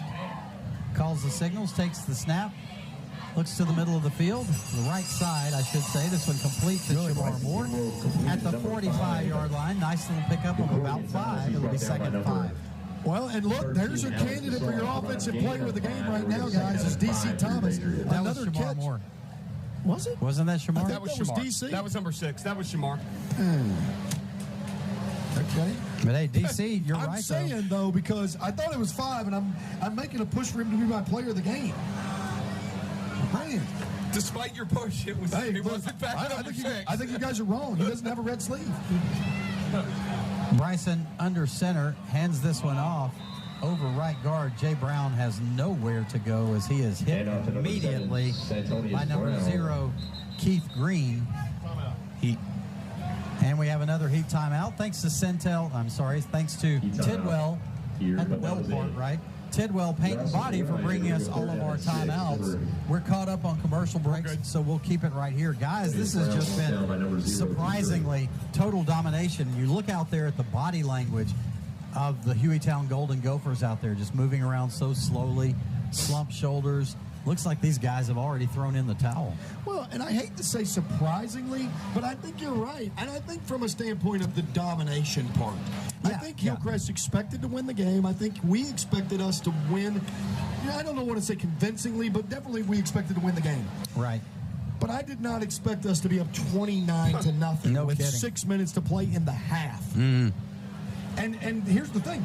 Hueytown has done nothing really offensively. They haven't crossed the 50. They've barely crossed the 50 with a punt. And so... and, Brad, they've done nothing defensively either, for that matter. I don't think they've caused a Hillcrest punt. So it's been total domination on both sides of the ball, including special teams. Well, and with 6 minutes to play in the half, you still got to keep the hammer down because you don't want to get complacent. You don't want to allow a turnover to all of a sudden flip the game in any way. All right, and we're back. Bryson Kimbrough in shotgun formation. And here comes a flag as D.C. Thomas goes in motion. This is probably going to be a false start, I would guess. No, it's offsides no, it's by somebody. Offsides. Okay. Oh, wow. Offsides against the Gophers. So 3rd and 6 will now turn into 3rd and 1 after the 5-yard mark off. This is just me, and I'm obviously for us. But I think high school football at some point's got to change the rule of dead ball, neutral zone infractions, offsides. And that may be a safety thing from a speed standpoint. I'm not sure.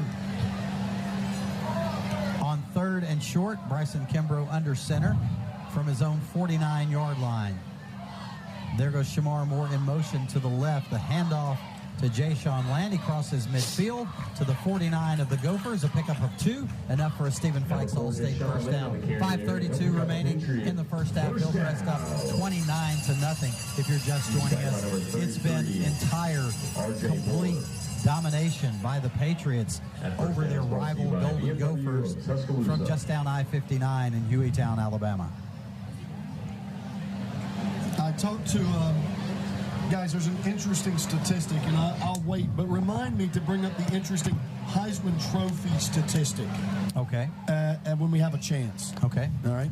We'll do it. All right, Bryson now in shotgun. Takes the snap. Bryson will keep this one over left end, cuts to the outside, but he's met very quickly after only a gain of about 2. A helmet goes flying. Can't see whose it is yet. It is Bryson's helmet, so he'll have to come out of the game. You know, it's funny that we've seen so many helmets come off during this game, because I was watching the game from last year, and Ethan Crawford, do you remember, he had an epidemic of losing his helmet throughout the season. He sure did. And he lost it like 2 or 3 times in that game last year. And we kept saying, strap your helmet on. Right. It was like, why can they not figure this out? But you see, so Jamison Farley enters the game as the quarterback, Brent. And the rain is falling here at Roy Johnson Stadium. Is. Wow. Unexpectedly. Bryson under center. Whoa! Not Bryson, but Jamison. Jamison pitches. He stumbled as he was trying to pitch.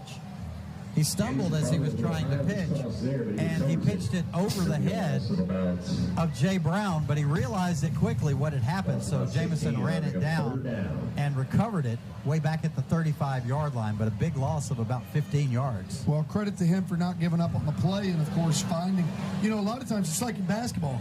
Who's the most likely person to shoot, to rebound the basketball? The person who shot it. The shooter, that's right. He knows which side of the rim it's going to come off of. That's correct. So that time, who's most likely to recover the fumble? The fumbler.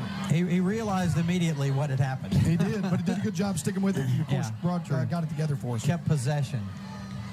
Bryson Kimbrough back in the game and under center. He'll take the snap. He'll hand it off to Jay Brown, and Jay is met in the backfield. Lost some about 3.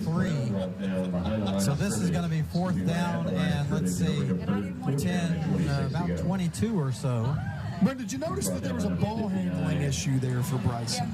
Bryson got the ball. He was wanting to hand off with his left hand. I'm trying to remember. And he switched right before the handoff, and he handed off with his other hand. And it nearly caused a fumble. But remember what we talked about earlier. You got to keep the hammer down mentally, because even though you're up 4 scores, you've got to stay focused, because a turnover can flip the momentum of the game. You don't want to let Hueytown back in, and with just under 3 minutes to go in the half, you got to keep going. Evan Williams back to punt, gets the kick away, and it's a high booming punt that goes over the head of the receiver. He chases it down at about the 9-yard line, moves backwards and gets tackled at the 7-yard line. The return there by Elijah Hudson, not a good one. Loses yardage after it lands over his head. And Hueytown starting out deep in their own territory once again. Once again, Evan Williams. I hate to sound like a broken record, and I know that's one of those things where it's like people want to say, oh, yeah, we get it, Evan Williams. But, guys, what a punt. I mean, I didn't catch the yardage, but that was a 50-plus yard punt. Has anybody ever secured a player of the game late in the second quarter? I don't know, man. I can't imagine anybody taking a better special teams role. Well, I mean, here's the thing. Has anybody secured a player of the game for multiple groups? Right, right. Ellington hands it off to Rouser, who breaks through on the right end and picks up a nice gain of about 8. One of the most successful plays of the night for Hueytown, as it'll be 2nd down and 8. I mean, 2nd and 2, I'm sorry, after the gain of 8. Yeah. 2:24 remaining in the half, 29-0 Hillcrest. He'll get it up there. It's about the 16-yard line, brought down by number... New line of scrimmage is the 16 for Hueytown. Jackson. And we're going to 2nd down and 2 to go for the Golden Gophers. Quarterback Ellington, flanked by Rouser. Ellington puts it in Rouser's belly, takes it out, drops back to pass, slings this one over to the right side, in and out of the hands of hhis intended receiver, T.J. Howell, and it will be 3rd down and 2. No clock running currently. Hueytown does have all of 3 Tidwell Payton body timeouts, but they're deep in their own territory, so you got to figure, what is their mindset here? Just get into the half, or do they try to score with a lot of urgency? I think you got to try to score here. Here's a handoff to Rouser. He's hit right at the line of scrimmage, falls forward for about a half yard. It'll be 4th and 1, and I see the punt team preparing to come on, but they're hesitating over there on the far sideline. A.J. Quarles once again on the stop.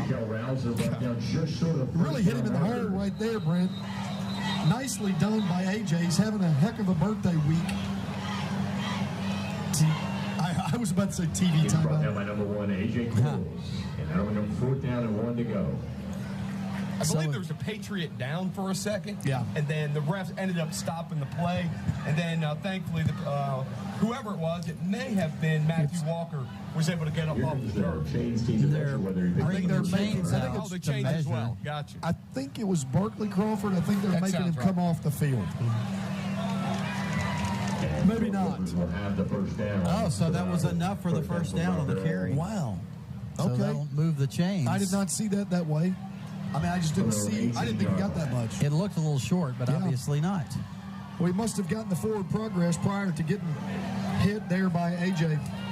You got any RSV Design scoreboard updates? I'm working on it. I'll have it for you once after this play. Okay. Ellington back to pass, looking downfield, scrambling, and will be brought down in the backfield. Yet another sack. This one by the Pats, big number 95, Jalen McIver. That guy's a load. I don't know if you've ever met Jalen, but he's 6'4", 290. I mean, he's a big kid. He is a really big kid. That is who so, you said in the hallway yesterday. We got 1 minute to go. Hueytown's probably not going to take a lot of time out. Wait a minute, that clock just oh, there it went. That clock under a minute. Ellington hands it off to Rouser. Rouser breaks a couple of tackles, crosses the 20, moves down to the 24-yard line before he's brought down by the Patriots' Zamarian Jackson. It'll be 3rd down. We're under 40 seconds now, 38 and counting. 3rd down and about 7. 3-yard line.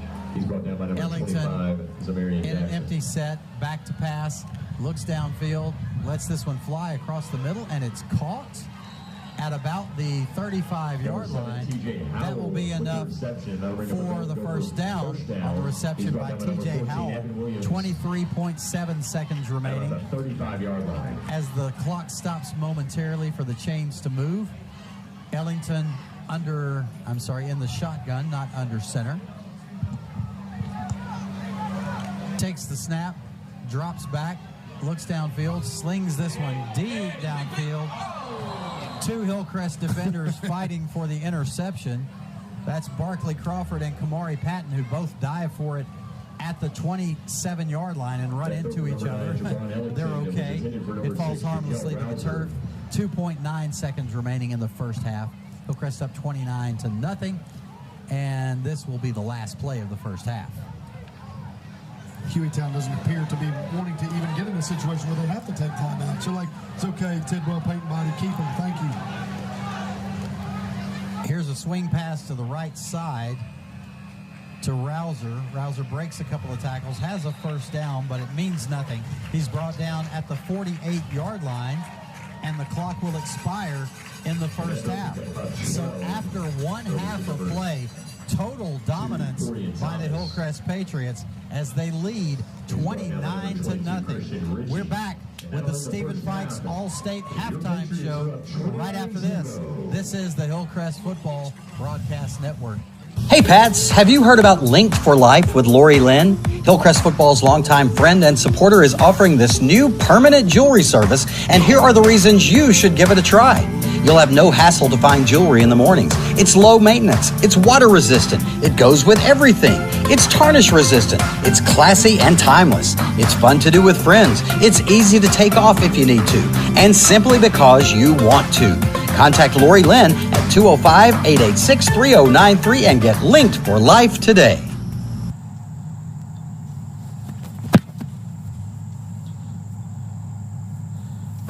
One more time.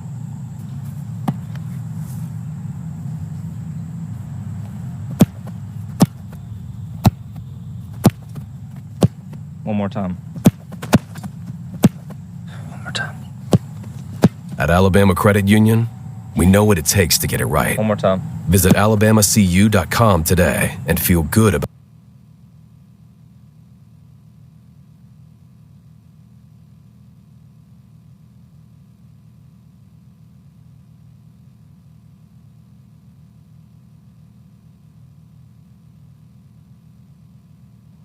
Okay, we're back here at Roy Johnson Stadium. Brent Jones, Brad Armstrong, Brian Pirano. We are here with the Stephen Fikes All-State Halftime Show, and now I'm taking over as the director, as you can see here on my little device. So now I'm going to pull up the graphic that says Stephen Fikes All-State Halftime Show, if I can find it. I'm not as good at this when I'm having to talk at the same time too, but we are in the CBNS broadcast booth. I got that one up. So thank you, Stephen Fikes, for sponsoring our halftime shows and our first downs. There we go. Stephen Fikes All-State Halftime Show. We got a lot of stuff to do here for the halftime show, and one of them is our Guthrie's stat line. And all right, guys, do you want to take your guess at the total yards again? Yeah, who are we starting with? All right, I got to do my math, though, because it doesn't total them. I have to look at rushes yards and passes yards. Okay, let's do Hueytown first. Okay. Who wants to go first? I'll lead us off. Hueytown's total yards. They had a little bit more success late. Still, I'm going under 50 yards. I'll say 42 yards, Brent. What do you got, Brett? I'll take the under. I think I'll take Hueytown with 30 yards. I think you were a little bit deceived because that last drive they picked up some yardage, some meaningless yards. So they ended with 56 yards for the first half. But Brian's still, the winner. A total of 56 yards, 4 first downs. That's amazing. And of course, no points, 0 points on the scoreboard. All right, you want to take a guess for Hillcrest total yards? Brad. Oh, I'm so sorry. I'm first. Golly. Well, I'll take but they started with relatively short fields sometimes. So I'm going to take Hillcrest with 190. I agree on the short fields, but I think we calculate that 65-yard touchdown, and it's going to be a little bit more than that. I'm going to say 220. 166. Wow. 166. All right. Okay, let's take a look at some individual stats, and we'll start with the Patriots. Let's see. Offensive leaders. Where'd this go? Okay. Having to make some adjustments here as I look at this. Okay. And my apologies. I need my old man glasses, I guess, to be able to see this really well. You hear the Hueytown Golden Gopher Band in the background, I'm sure. If you need us to do a scoreboard update, Brent, we can if you're not close. Okay, why don't you do that, because I'm having a hard time finding the offensive stats. I found the defensive stats, but not the offensive. So go ahead and give us an RSV Design scoreboard update. How about that? I've got a few. There's one that I don't have, but I think Brian has it. Right now, our crosstown rivals, Hewitt is leading Tuscaloosa County in the second quarter, 42-0. Wow. Yeah. So what? Despite how impressive the Patriots have been, the Huskies have been even more impressive. Wow. What else you got there, Brad?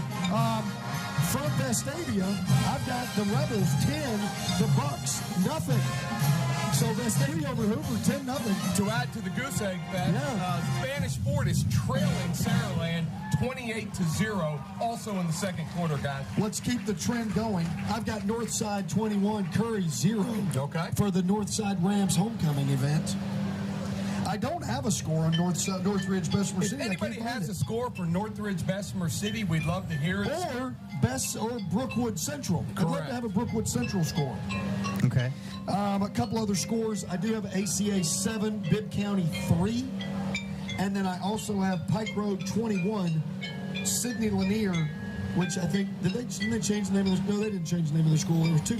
It's Lee of Montgomery is a new school. They're like JAG or something. That's correct. And then there's another school, and I can't think of it. It's Percy. Yeah, but I can't think of who it is. It's not Sidney Lanier. It's Jeff Davis, maybe? Sidney Lanier has the best mascot, though. The Poets. The Poets. But they trailed Pike Road Patriots. Pike Road leads Sidney Lanier 21-13. All right. I've got some stats for you now. Bring for the it. Guthrie stat line. I was able to pull them up finally. I have TJ Banks with 2 carries for 22 yards. He's actually the leading rusher for the game for the Patriots. Shamar Moore, 1 for 19. Bryson, 6 for 12. Jay Sean Land, 4 for 7. And Caden Smith, 1 for 5. As far as passing goes, Bryson has been sharp. 6 passes out of 7 attempts, 115 yards, and a touchdown. Now, looking at the stats for Hueytown, Ellington, the quarterback, nice percentage, 6 for 8.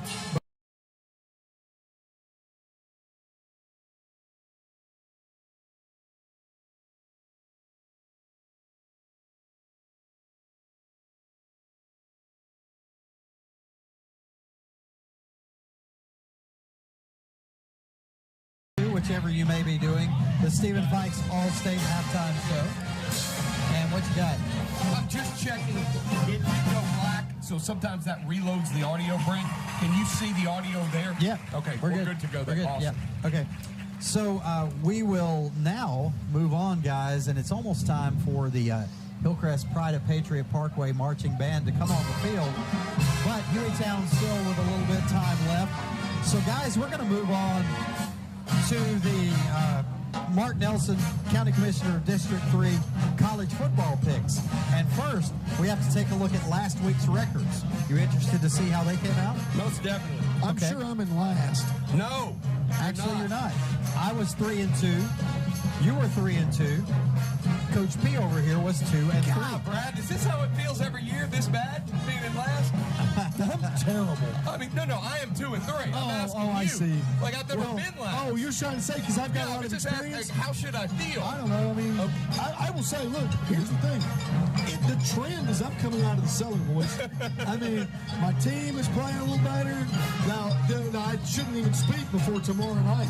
But, and your Titans are struggling now. My Titans are struggling. They look like the offensive antithesis of juggernauts. Jeez. All right, you guys ready to look at this week's games and make some picks? Yeah, let's do it. All right, here we go. All right, so on the slate for this week, we'll start out with the Ole Miss Rebels. Oh, I'm sorry, that's last week's games. Uh-oh. Let's get rid of that. Last week's games didn't make it off the chart. Oh, my goodness. Okay, I'm going to have to find last week's games. You're okay. This week's games. You guys talk while I'm finding this. Okay, I think some big SEC games tomorrow, Brad. One of the first ones we're getting to, the 11 o'clock game with LSU traveling to Mississippi State. So that should be a great game there. And, Brent and Brad, I think tomorrow's slate overall is not the strongest. I don't think there are any top 25 matchups, but there's a lot of weeks like that, and that's what leads to a ton of upsets when nobody's necessarily looking for it all the time. So despite there being no top 25 matchups, I still think tomorrow can be an exciting day of college football, though. There's only one game that's going to determine whether or not it's exciting, and that's tomorrow night. Alabama, South Florida. That's actually at 2:30. Yes. I will say, I am excited, guys, about the Mississippi State LSU game That's what tomorrow. I was saying a second. We're about to talk about that one. I want to talk about that one, too. Okay, well, we do have the picks up now. We can take a look at them. LSU traveling to Mississippi State as a 9.5-point favorite. Which one of you would like to go first? I'll go first. I've taken State on the dog. As a dog. As a bulldog. As a bulldog. Yeah, no excellent, doubt. right? And take the 9.5 points. I'll take Miss State. All right, what you got, Brad? Yeah, I'll take Mississippi State. The only thing, sometimes the road team plays well early because nobody's got the chance to get all crunk up, you know what I mean? That party atmosphere is not going to be super awesome just yet, but I know that Start Vegas is fired up for this big game. It's an early kick, but just for some reason, it's not like LSU has looked super awesome to me. They beat Grambling terribly, but Grambling is awful. So Mississippi State, to me, has looked like a pretty decent football team. I'll take the Dogs in the plus 9.5. All right, so LSU, I think, just kind of fell apart in the second half against FSU in the opening week. They rebounded nicely last week, like you said, against Grambling. I think that they're on the rise. They're a very talented team. They just kind of got all out of whack in that first week, and I think they'll be back. And I'm going to take the Tigers to win and Start Vegas and cover the 9.5 points. Let's do one more before we get the Pride of Patriot Parkway Band up here. We've got, of course, the South Florida Bulls hosting Alabama. That's our second one on the slate. Alabama, I have this listed wrong. It's Alabama minus 32. South Florida is plus 32. Right. I'll go first on this one. Interesting news coming out of Tuscaloosa in that a new quarterback will be under center as Tyler Buckner will be the starting quarterback for the Tide. Let's see how Tyler Buckner is going to do in that Tommy Rees offense, which obviously he knows very well. 32 points is a lot on the road against South Florida. Gosh, I can't pick against the Tide, though. I got to go with the Tide minus 32. I'll go next. I don't think that Alabama's going to win the game by double digits. I don't even think it's going to be close. But 32 is a lot of points. But there's a certain chip to me on the shoulder of the Bammers. After losing at home to Texas, I think they're going to want to try to show their dominance of a team like South Florida. I don't even know how Greg Byrne and Alabama got into this game. Traveling to Tampa to play at South Florida, doesn't that feel like a weird game? Yeah. And so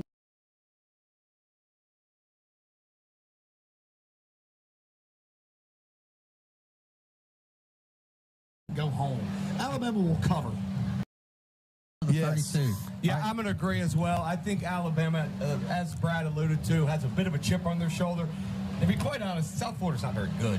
And, if Alabama had looked a little better against Texas, but I will take Alabama as the Pride of Patriot Parkway looks to begin their fantastic halftime show. All right, we will be back and continue with our Mark Nelson County Commissioner District 3 college football picks after this, but right now let's relax and listen to the Pride of Patriot Parkway Marching Band.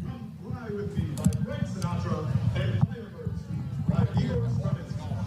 Please enjoy as drum majors Muhammad Carnaval and Lorelei Messenger and the Hillcrest High School Marching Band take the field.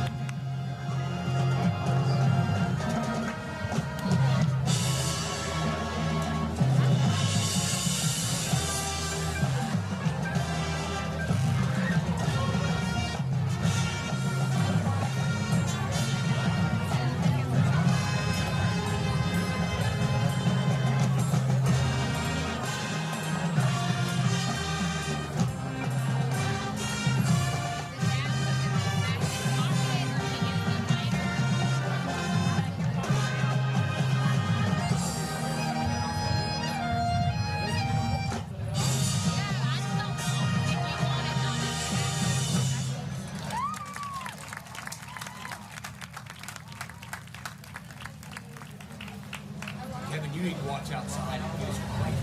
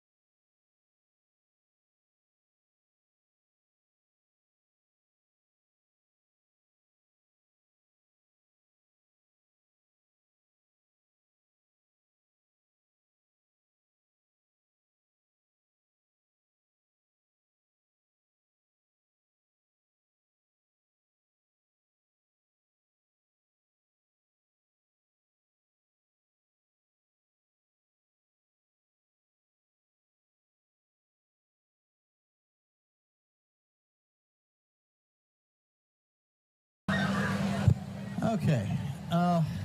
We're back.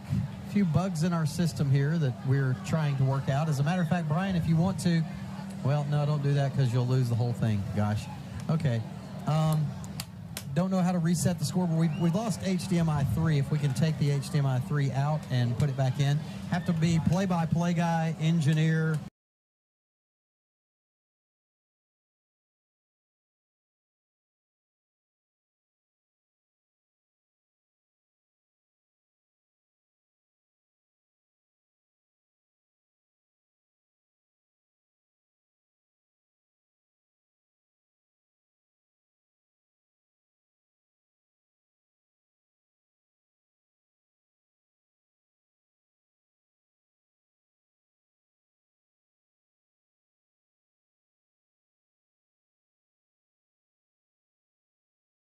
Okay. All right. Okay. Now we got things rolling. So, Idiana, if you'll go back to the Mark Nelson, not that one. That one's last week. All right. We got it right here. It says 9:15 Bryson right back there. to pass, looking down the middle of the field. Now down the right sideline. 9:15. DC Thomas has it. Yeah, that's it. That's it. Okay. All right. So, guys, our next game that we're going to talk about is not so exciting. BYU is an 8-point underdog at Arkansas. That's exciting. It's just really not an exciting week of college football, honestly. I mean, that's pretty exciting to me. BYU at Arkansas, is that what you said? Yeah.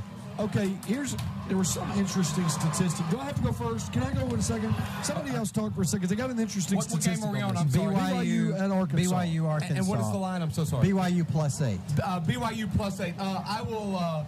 I like the home SEC team here, so I will take Arkansas laying the 8 points against the Cougars of BYU. You know what's been kind of scary is how poorly the SEC has performed outside of conference, but that's got to stop at some point. So I'm with you. I'm going to take Arkansas and the 8 points. Arkansas -8. Brent? Okay, this is the interesting statistic about this game.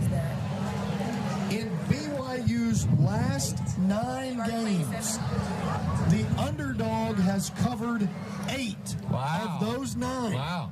So I'm taking BYU. Okay. In the +8.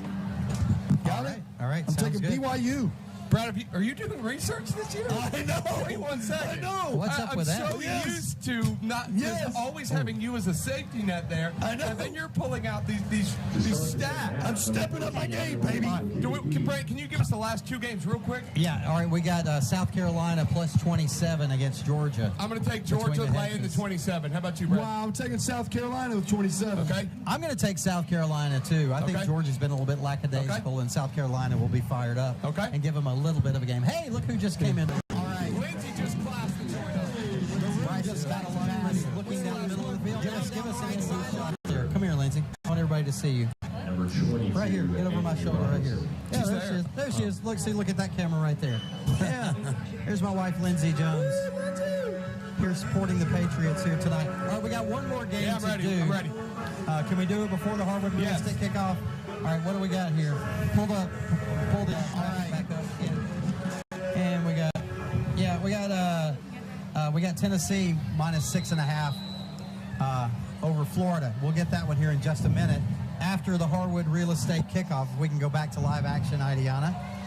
Here's Luke Williams, toe to leather, a high kick, fielded at about the 7-yard line. He'll move it up to the 15, to the 20, and be brought down right there. The Gophers will start there 1st and 10. All right, Tennessee, 6.5-point favorite over the Florida Gators. I'll go first. I'll go ahead and say it. Tennessee has not impressed me much this year. They've struggled at times they shouldn't struggle.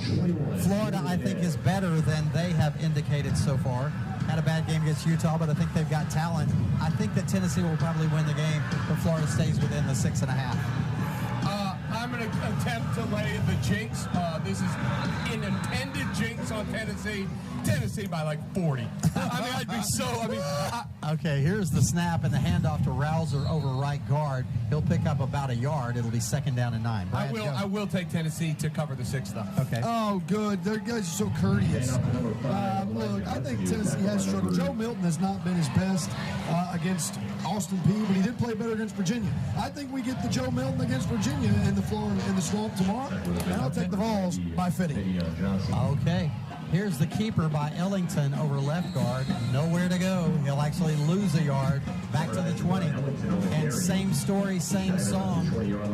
It's third down and 10 for the Gophers from the 20. All right, by the way, I don't think Tennessee's going to win by 50. It feels like a 28-13 to me. 28-13 is something like that. It feels like something like that to me. Uh-oh. Looks like Hillcrest jumped off sides. No, the umpire called it. So I want to know how the umpire sees the down. So that means it's going to be a false start. The umpire cannot see the defensive lineman go across the line of scrimmage. You don't think so? False start. You're right. Wow. Okay. Nice. So third down and 15 as the Gophers have come out and they're going backwards. And guys, I mean, do you agree with me? Look at this body language of this team. Just walking around slowly, barely getting up to the line of scrimmage. This looks like a team that's totally thrown in the towel. Couldn't agree more, Brent. Couldn't agree more. They just look really dejected, guys. Yeah. Ellington back to pass, same play, swings it out to Rouser on the right side. He moves it forward about 10 yards to the 25. That's still 5 yards short of the first down, and they'll be forced to punt again. I talked real quick, and I'm sorry, Brent. Greg Patterson, I talked to him for a while today about keys to the game, and one of the things he stressed was making tackles in space. Right. What did A.J. Quarles do? One-on-one. If he doesn't get that, it's 1st and 10 Hueytown. You're right. Guys, the defensive front has got to have some sort of credit here, but I'll tell you in a minute. Good snap, a not so good punt. It hit a Hueytown player at the 46-yard line. It rolls into Hillcrest territory. Yeah, they really should. It's going to be down at the 45, but it hit a Hueytown player at about the 46-yard line of Hillcrest. It looks like the officials are not aware of this. How did they not see that? I don't know. It clearly bounced off. Let's see if we can see it on the replay. There are 7 officials. How did they not see the ball hit off the guy's foot? Coach Mitchell even asked the near side line judge, he said, did you not see that? And the guy said, Coach, I didn't see it. Okay. Well, all right. By the way, I did want to mention, the defensive line has played really well tonight, and they haven't gotten a ton of credit, even though they've played extremely well. And all the credit's going to Evan Williams and A.J. Quarles. But they've deserved it. They've played so well tonight, both of them. Absolutely. 10:07 remaining in the third. Hillcrest with the ball and a 29-0 lead. Here's an option play. Pitch out to Shamar Moore. He's hit in the backfield. He'll lose 2. It'll be 2nd down and 12 as he's tackled back at the 43-yard line. Down in the backfield for a loss of 2. Yeah, tough play there. They run a speed option. 2nd down and 12. Little motion speed option to the far side. Hueytown snipped it out pretty quickly. I'm just glad Shamar avoided as much contact as he was able to avoid. All right. 2nd down and 12 for the Pats. Bryson in shotgun in an empty set. 3 wides to the right, 2 to the left. This one he slings out to the left side, complete at about the 49-yard line. The catch there by Shamar Moore.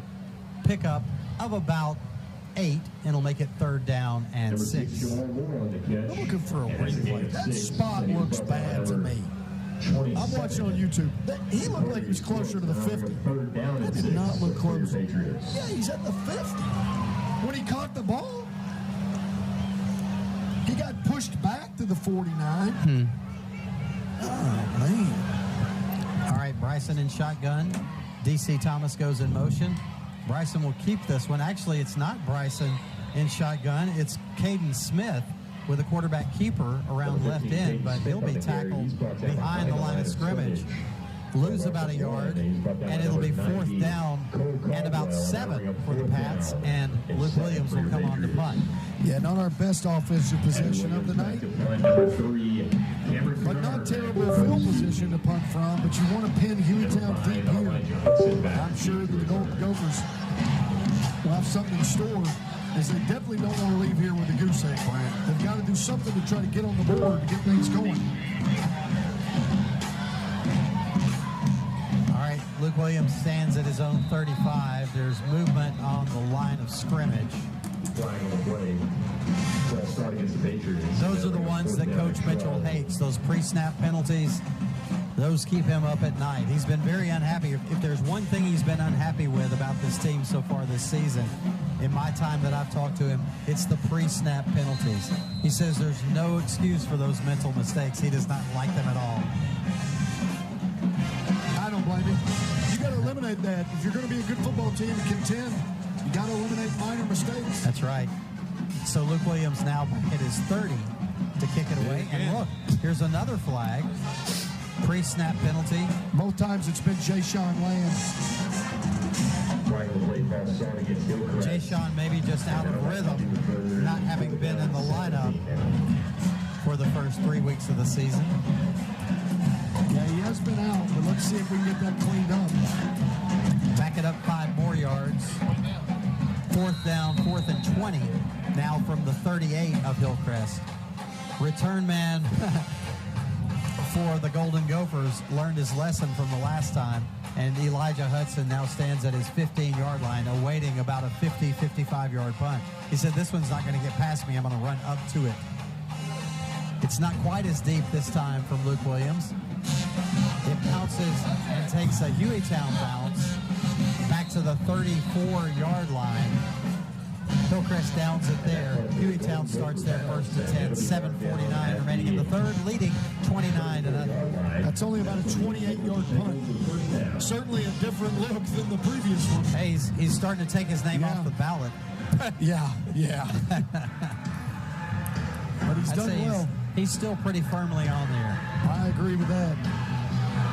Let's see if Hillcrest can continue to shut down Hueytown offensively.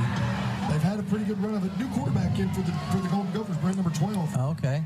Here's the snap. He's back to pass. He slings it across the middle. Had a man wide open there at the 47-yard line. His intended receiver is T.J. Howell after the pass from Vernon Slaughter, but it's behind him and it falls incomplete. I'm sure if you're Hueytown, you want to give somebody else an opportunity. Let's just see what they can do. One of the things that Hueytown struggled with all year is putting points on the board. They didn't score against Clay Chalkville. If they did, I don't remember them scoring against Clay Chalkville. Do you have I think they did. I believe it was like 19-7 or something. Was it think it was 6? Okay, maybe. I was thinking it was nothing. Yeah. And then they of course, they scored, 14 against... Here's an incomplete pass from Vernon Slaughter out in the flat, intended for the running back, Jaquel Rouser. It's too hard, too high for him. He's unable to bring it in. It'll be 3rd down and 10. ACA has extended the lead versus Bibb County. The Patriots now lead the Choctaws 13-3. Bit of a surprise there. A little bit. The new quarterback, Vernon Slaughter, looks to the sidelines for some guidance, gets the signals from his offensive coaches, now gets back into position. Play clock is winding down. Man goes in motion. They get the snap off. Slaughter slings this one out to the flat. Barkley Crawford comes up, makes a big hit, but doesn't wrap up to bring the man down. Has to grab him around his waist and sling him down. He does make the tackle, though, and it is a loss of about a yard. It'll be 4th down and 11, and Hueytown will punt it away once again. Yeah, pretty good defense, guys. I mean, the story of the game, and really so far of the season, has been the defense of Hillcrest. Oh, for sure. Good snap to the punter this time. Nice wobbly kick over Jameson's head, but he's able to run back and retrieve it. Has a nice little 5-yard return from the 30 to about the 35-yard line. They'll mark him at the 36, actually, and Hillcrest will start there first and 10. 6:48 remaining in the third quarter. Hillcrest up 29-0. Yeah, and just the fact that Hillcrest now has given up a total of, what have we given up, 9 points? Brad, we went into this game tied for 2nd in high school football in Alabama for points given up, and so far we have lowered that average.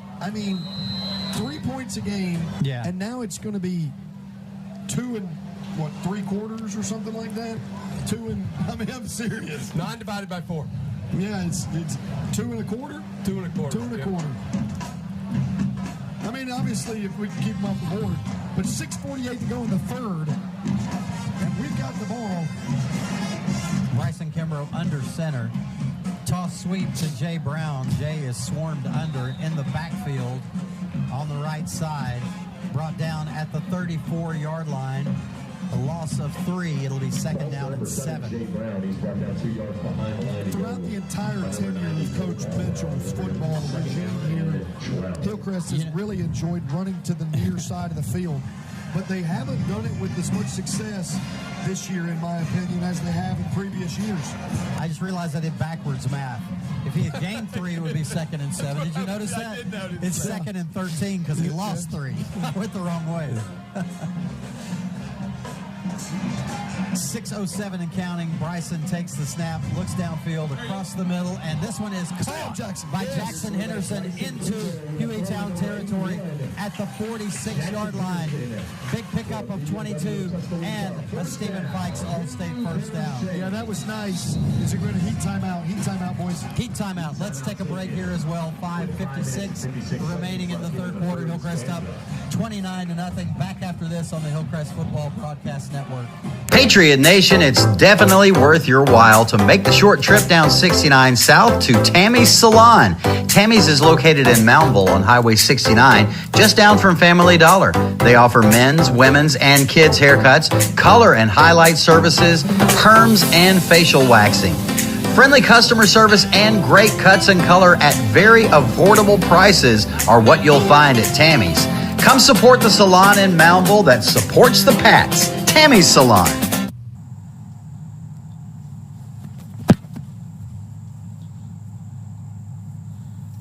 One more time.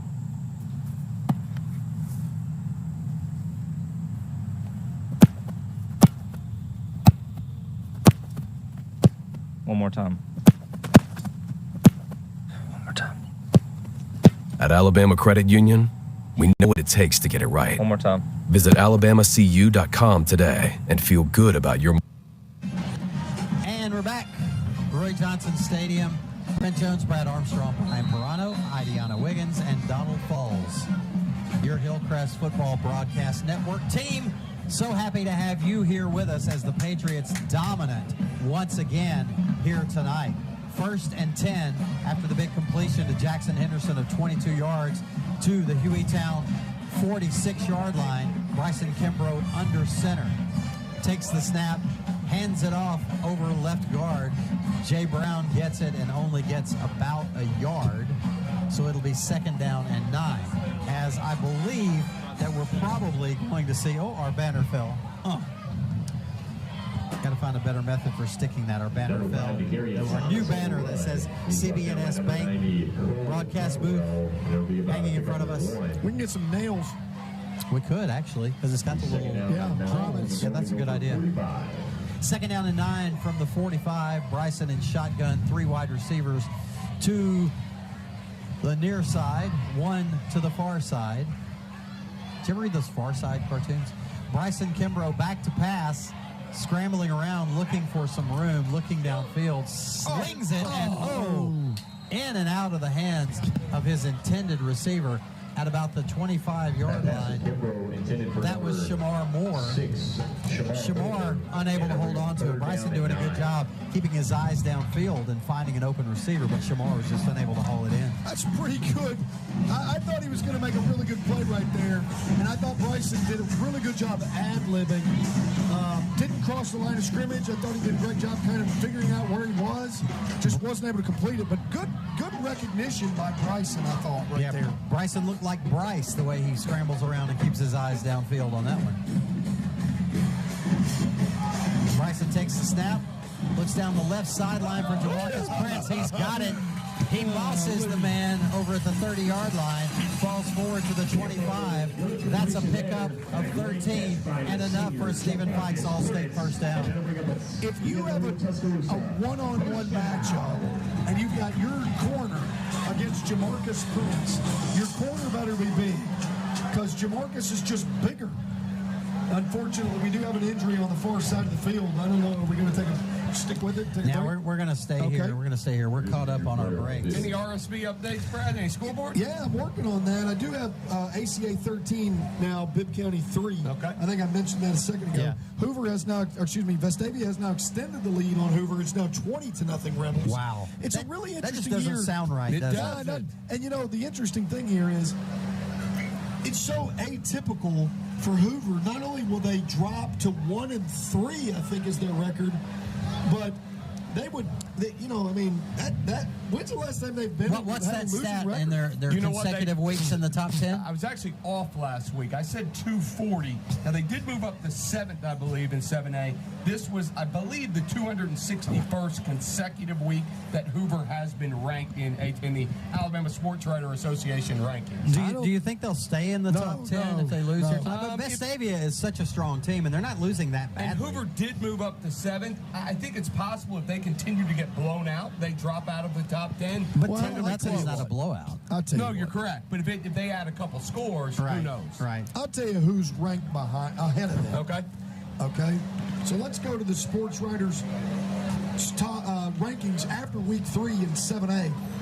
I've currently got, this most recent, Hoover was 9th. I apologize. So Baker at 3-0 is 10th. Go Baker! All right, you figure that the Baker Hornets, if they win, they're winners tonight. But here are the other teams behind them that are 11th. Foley. And the others receiving votes? Yeah. 11th, technically Foley, and I'm pretty sure they're winning just from my recollection. And then you have Sparkman and Tuscaloosa County. I wonder if either of them would pass. The only thing is Foley is significantly they're behind by 31 points, 31 votes, and then Sparkman is even 536 votes. So both of them would have to make a pretty big jump. But if Hoover drops to 1-3, once again, at what point do you just say sorry, guys? And here's another interesting. By the way, Opelika is undefeated. Currently, Central of Phoenix City 14, Opelika 10. Wow. So I'm just saying, it's not like the Bulldogs are not close to, and I think obviously with Sparkman generally is not very good. Right. Tuscaloosa County getting murdered. They are getting absolutely destroyed by Hewitt Trustful. There just are not very many good teams in Class 7A. It's so difficult. It's so difficult. I think my argument is not that there's not so many good ones. I think it's just that there's so few really good ones. That's what I said. No, I'm saying I think there's not that many good teams. I think there's such a discrepancy. How about that? Like the top 4 or 5 are very, very good. Yes. But what you said was, I don't think it's not that there are any good ones. There just aren't any good ones. Yeah, I know what I said. What I was trying to say was, what I'm trying to say is the jerk store called. Just kidding. They ran out of you, right. Hueytown young man good news on the field. Yeah, the Hueytown player has been moved over to the sideline after a very lengthy stay there on the field, being tended to by the trainers. But the good news is that he is off the field, and let's hope that that young man is okay. Pretty classy move by Coach Mitchell. Went over to check on the young man as well, as we were talking on about. Yeah. And I know Coach Mitchell and the Hueytown Greg Patterson have become friends over the last couple of years. Coach Patterson's one of the most well-respected coaches in all of high school football. He does a great job with the Hueytown program. He's kind of an old-school, hard-nosed football coach. His Reminds me of somebody I know. Yeah, no doubt. I think that's why they get along. Yeah. And that's why they're always at the top of the region, it's true. too. But, Hueytown has always run a really respectable program. They just always do a really good job playing the game. All right, back to live action on the field. 1st and 10, Hillcrest from the Hueytown 30-yard line, leading 29-0. 4:20, 4:19 remaining in the game. Here's the sweep to Jay Brown around left end. Jay makes a nice cut upfield toward the middle, picks up about 5, and it'll be 2nd down and 5 from the 25. I'm so glad to see. Look, it's a minor thing to see, okay? But it's something that needs to be said. Jay, his play was toss sweep, get outside, okay, get out to the numbers and get as much as you can. But there was a hole that opened up, and he cut it back. Yeah. That's something that I didn't see the other guys do as much. And so the cutback, despite the fact that Hillcrest has not run for a tremendous amount of yards tonight, I love that cutback because it bodes well for the season. I think the vision that Jay has. Agreed.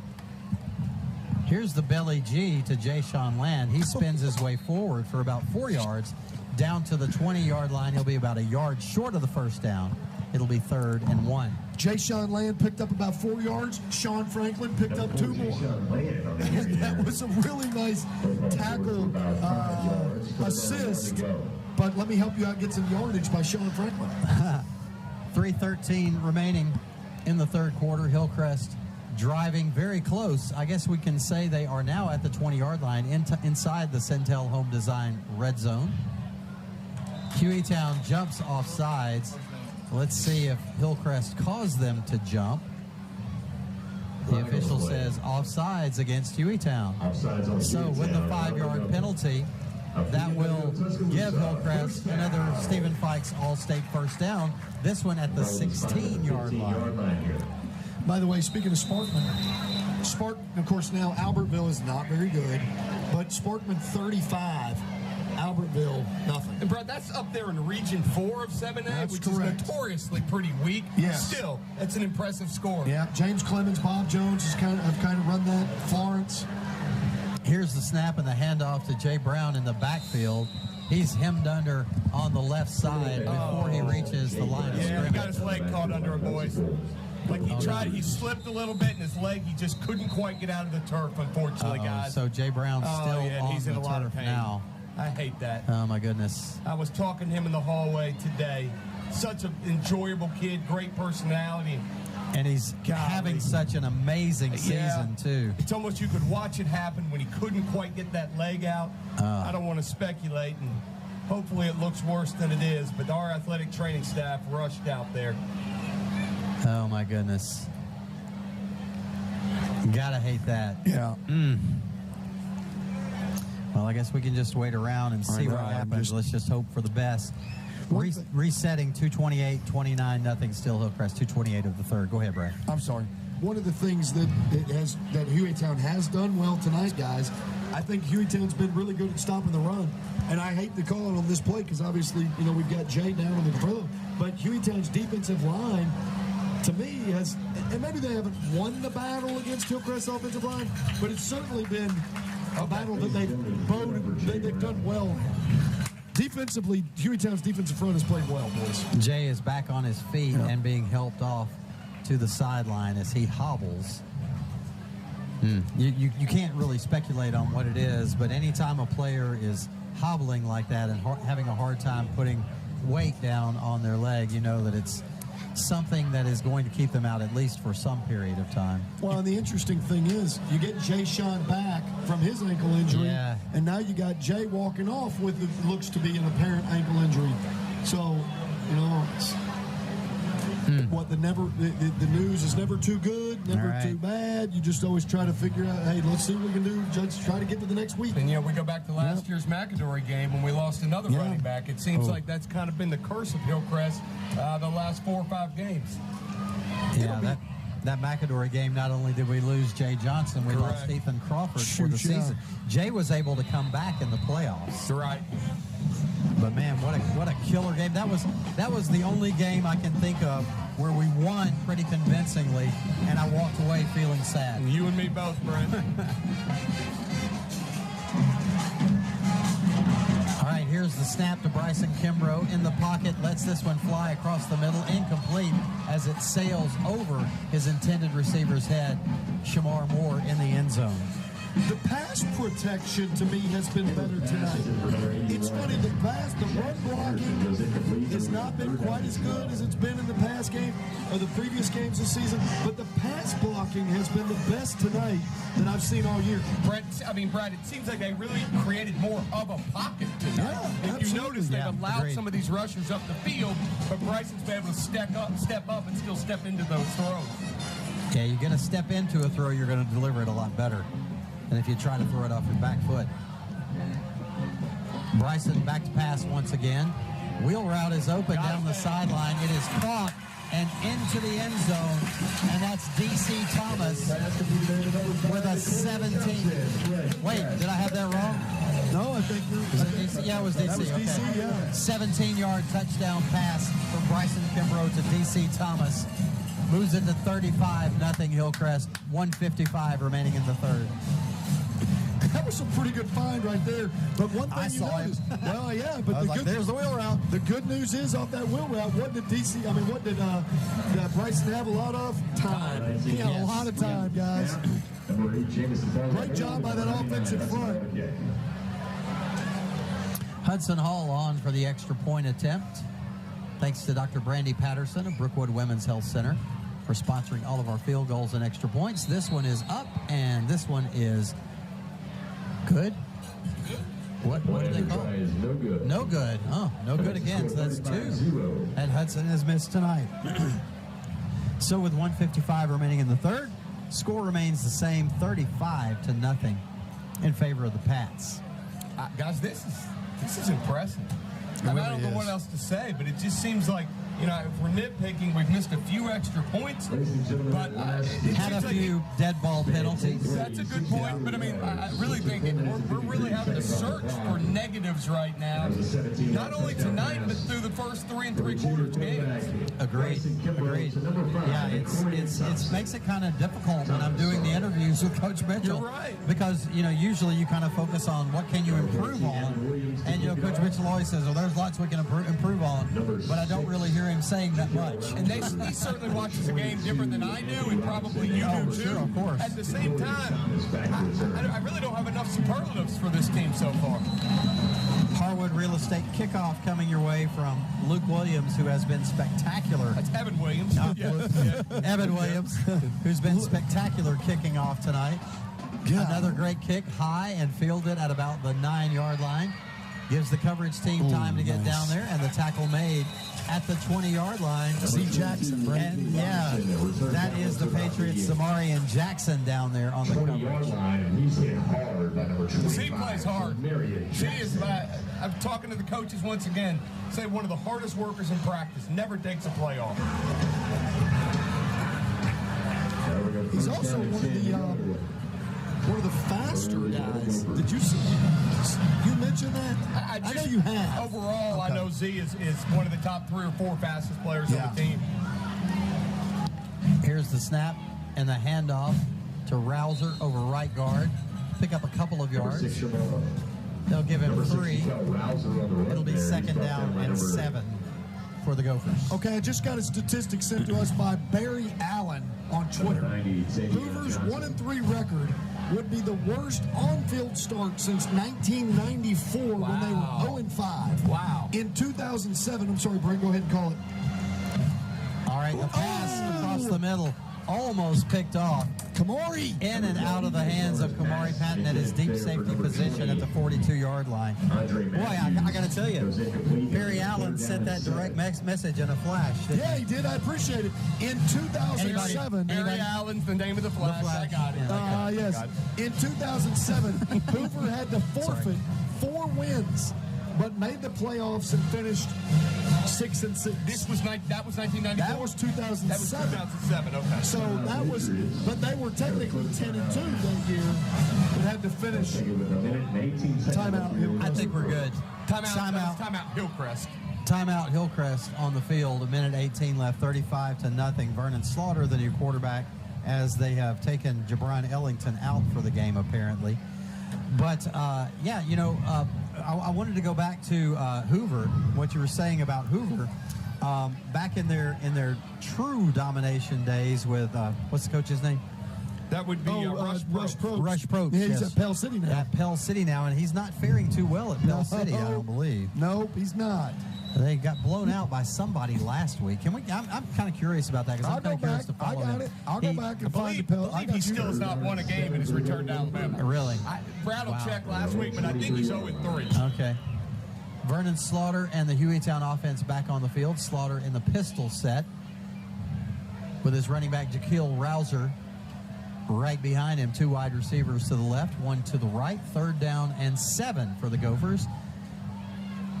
The pass coming across the field and in and out of the hands of the Patriots. TJ Banks at about the 44-yard line. TJ still looking for his first pick of the year. I know he's really anxious to get it. That'll bring up 4th down and 7.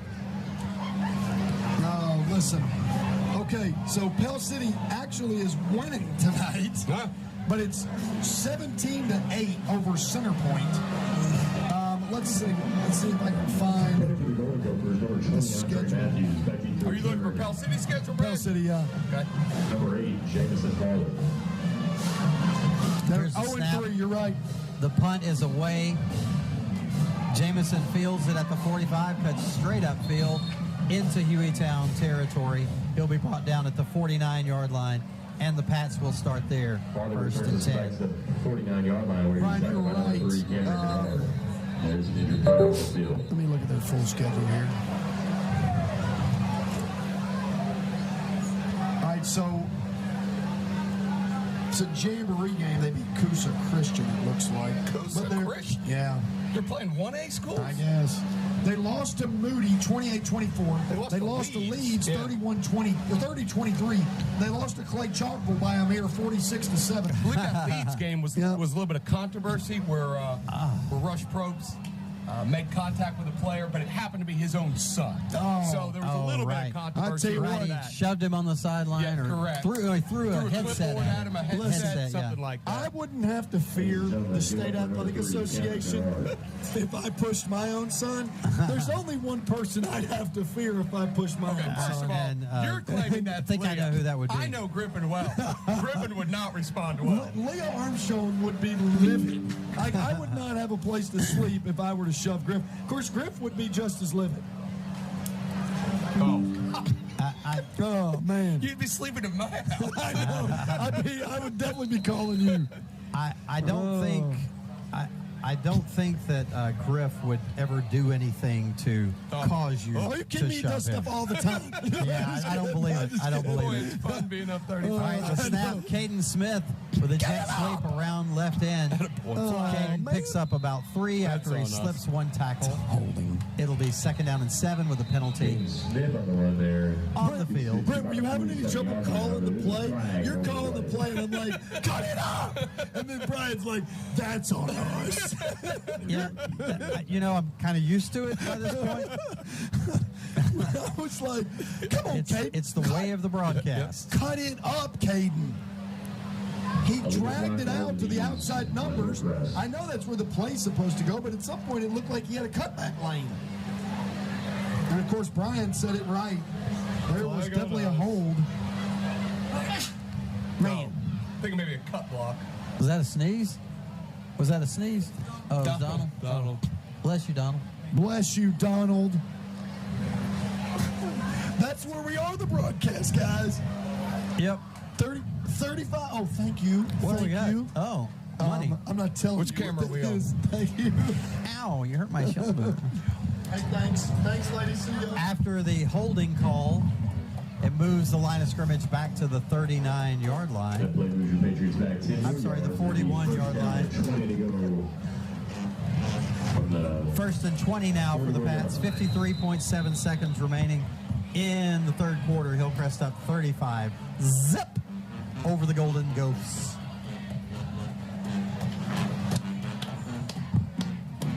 Bryson Kimbrough in shotgun formation. Bryson takes the snap, drops back, pressured and brought down at the 35-yard line. number 59. A loss of 5. Now it's 2nd down and 25 for the Number Pats. 92, Jordan Jackson. That might have been the last play of the third quarter. I believe it will be. As a matter of fact, I'm going to take the chance and say that it is the last play of the third quarter. 35-0 is your score with the Patriots in the lead. We'll be back after this. This is the Hillcrest Football Broadcast Network. 55 years of blood, sweat, and tears, we rolled into one. Hand tossed in a homemade sauce. Well, they did something nobody's done. It's a late night itching, a game day tradition. It's Sunday after church. From Tennessee to Florida, Mississippi to Georgia, we keep putting our chicken first, and it's golden fried, made with pride. It's the chicken people speaking since '65. It's Guthrie's, Guthrie's, Guthrie's chicken.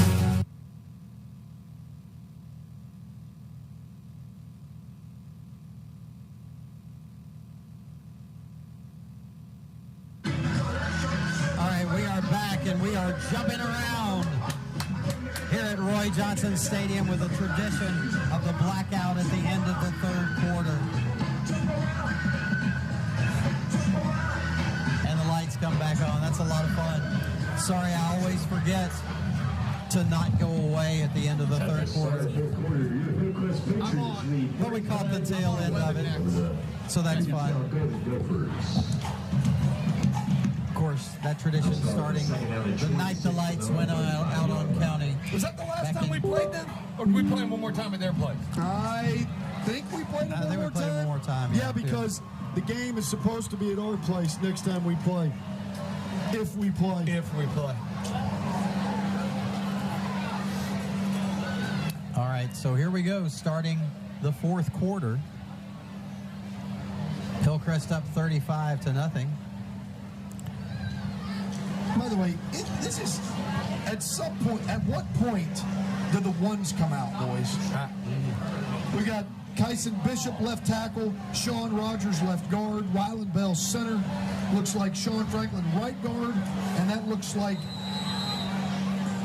Andreas Ross at the right tackle.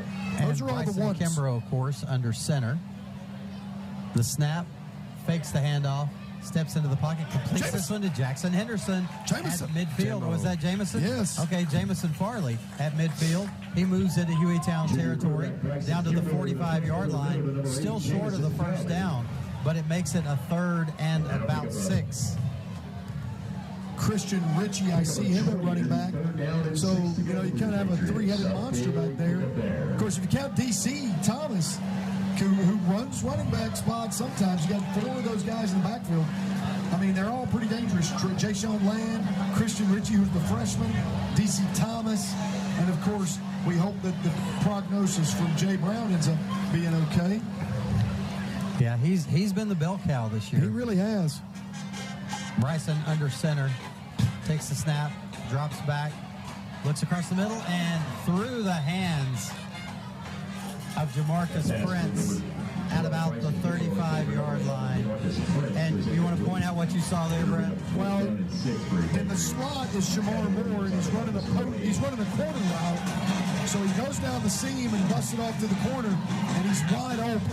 But, you know, why wouldn't I want to throw it to Jamarcus Prince? It's a pretty sure-handed wide receiver. So I don't blame Bryson for looking for Jamarcus Prince, but Shamar Moore was wide open.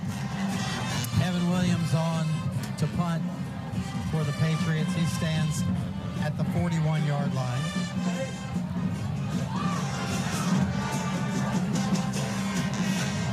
The snap. Kick is away. Perfect. End-over-end kick. Bounces at the 10, and will it get in the end zone? Yes. So it'll come out to the 20. Evan trying to do the backspin on that one to get it to come back. At some point, when is Evan a legitimate D1 punter? He's got to be close. I would think so. Maybe not quite yet a D1 punter. Yeah, he's not very refined just yet. Right. I just have a hard time believing a high-level D2 school would not take a chance on him just because of his versatility in all, you know, in the defensive phase as well as the special teams phase. And I don't know what Evan's plans are at the next level. Certainly he'll have some baseball opportunities. But his ability to punt the football is, I mean, and he's a big kid, which generally those really good punters are big kids. Right. Here's the snap, the handoff to Rouser. No, actually, it's not Rouser this time, but he's down the sidelines and picks up about 25 yards. Number 5, Elijah Hudson on the carry there. Gets about a gain of... Number 5, Elijah Hudson. 16. He's knocked out of bounds by number 38. Makes it all the way down to the Hillcrest 46. They'll give him 16. That'll be enough for a first down. Probably the biggest gainer of the night for Hueytown. Oh, that spot is terrible. The guys standing down here. Yeah. Excuse me, number 33, Jimmy Rice Edison knocks him out of bounds. I think the umpire just didn't see the line. Actually, he's at the 36. He must have stepped out of bounds back there. Yeah. Either way, it's enough for a first down for Hueytown. Yeah, Brad, that spot was 15 yards old. Yeah. Like, wow. I think it's because he stepped out of bounds. You're right, Brad. You know, they just didn't notice it until the side judge pointed out. Here's a pass across the middle, caught at the 40-yard line. And the wood, as they say, is laid to him by the Pats, number 23. That was definitely number 55, Matthew Walker. Matthew Walker laying the lumber. I got to pay closer attention. I lose my focus in these blowouts sometimes. Here's the pass over to the right side, caught. Short gain of about 2, short of the first down at the 45-yard line. It'll be 3rd down and 1. DeCorian Thomas with the catch. The other DeCorian Thomas. Well, we just call ours DC. Here's the thing. You've got some really good defensive linemen still on the field for the Patriots, as they really don't have another option. Vernon Slaughter, the quarterback, looks to the sidelines. Comes back to his position in the shotgun formation. Takes the snap, fakes the handoff, drops back, slings this one over to the right side and out of the grasp of his intended receiver at about the 45-yard line. Incomplete. It'll be 4th down and 1. Good coverage by the other Banks boy. That was Jaden Banks. So they'll bring the punting unit on once again. 4th and 1. Hillcrest up 35-0, 9:37 remaining.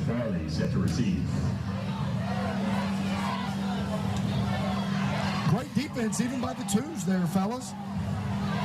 Jamison Farley back deep to field this one. He stands at his 27-yard line. The snap is good. The punt is away. It's a good punt. Jamison has to go back for this one, unable to field it as it bounces out of bounds at the 22-yard line. The Pats offense will start right there, 1st and 10. Right now, I was watching the ball. Tell me sorry. TJ Banks was really close to blocking it. He wasn't a free release guy or anything like that, but he was able to navigate his way to the punter and just wasn't able to block it. But he was really close. I mean, within distance. Yes, whatever that is. It was close. I like that unit of measurement. He was about away. That's a pretty fitting measurement for tonight. With 9:26 to play here in the game, and we lead 35-0, I'll take that. Oh, man.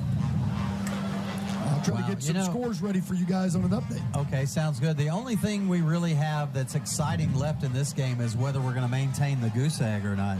All indications are that we will. Brent, you're a professional. Keeping the excitement going right here. I love it. The consummate. Bryson Kimbrough under center, I formation for the Pats. Here's a handoff over right guard by DC Thomas. And DC brought down right at the line of scrimmage. And up there to number 5, DeCorian. They'll give him about a yard. 2nd down and 9. You see, I just kind of want... Why did the clock stop? I have no idea. Why did the clock stop? Go, clock. Yeah, come on. There he goes. There it goes. Okay, no idea why it stopped. It was just a simple routine running play. The clock at 9:11 and counting, and I want the clock to run out, and I want to keep that 0 on the board. For 9 minutes and 4 seconds, I agree. Yeah. If we keep the ball for the next 9 minutes, then that'll be awesome. That's the main drama left That'll be the of the game. start of the game. In fact, if that happens, the offensive line gets player of the game. Yep, I'm in. And dinner's on you. No. You mean for us? No, yes, for us. No. Bryson Kimbrough under center, the toss sweep to DC. Christian Ritchie that time. Christian Ritchie now in the game. Yeah, the toss sweep to Christian. I really should check who the players are before the snap. Just made the assumption it was DC. Christian Ritchie. But he doesn't have a whole lot of room there. He only gets back to the line of scrimmage. It'll be 3rd down and 9. Archwell Andrews. Gordo 15, midfield, nothing. Woo! Big time, the midfield, the Patriots. Both 2-1 going into that game.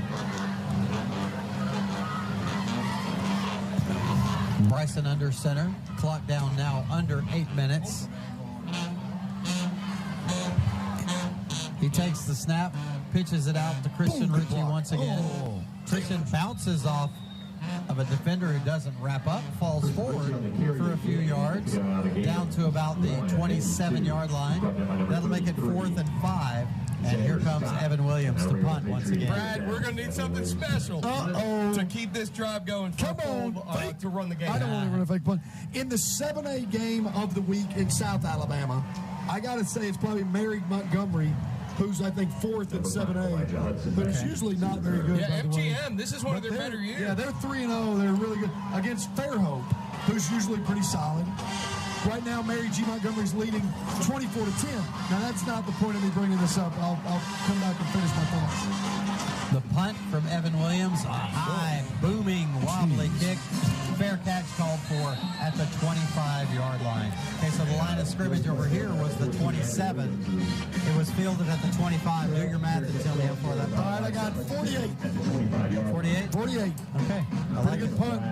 All right, now, while we're waiting on the flag here, if you could tell me the mascot of the Mary G. Montgomery High School team from Sims, Alabama, SEMNES, without Googling it, then you get a free Hillcrest hat.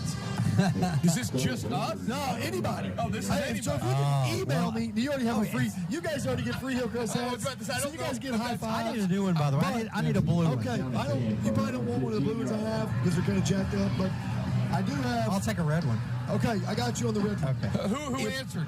Nobody's texted me yet. If you have the Mary G. Montgomery mascot. Well, I've had plenty of time to look it up now. The first person, well, I'm just saying, the first person to text me, email me at barmstrong@tcss.net, or text me if you know my number. Don't put your number. I'm not putting my number out there, but I will say I'll give you a free Hillcrest hat if you can tell me the Mary G. Montgomery mascot if you're the first one to do it. Got it?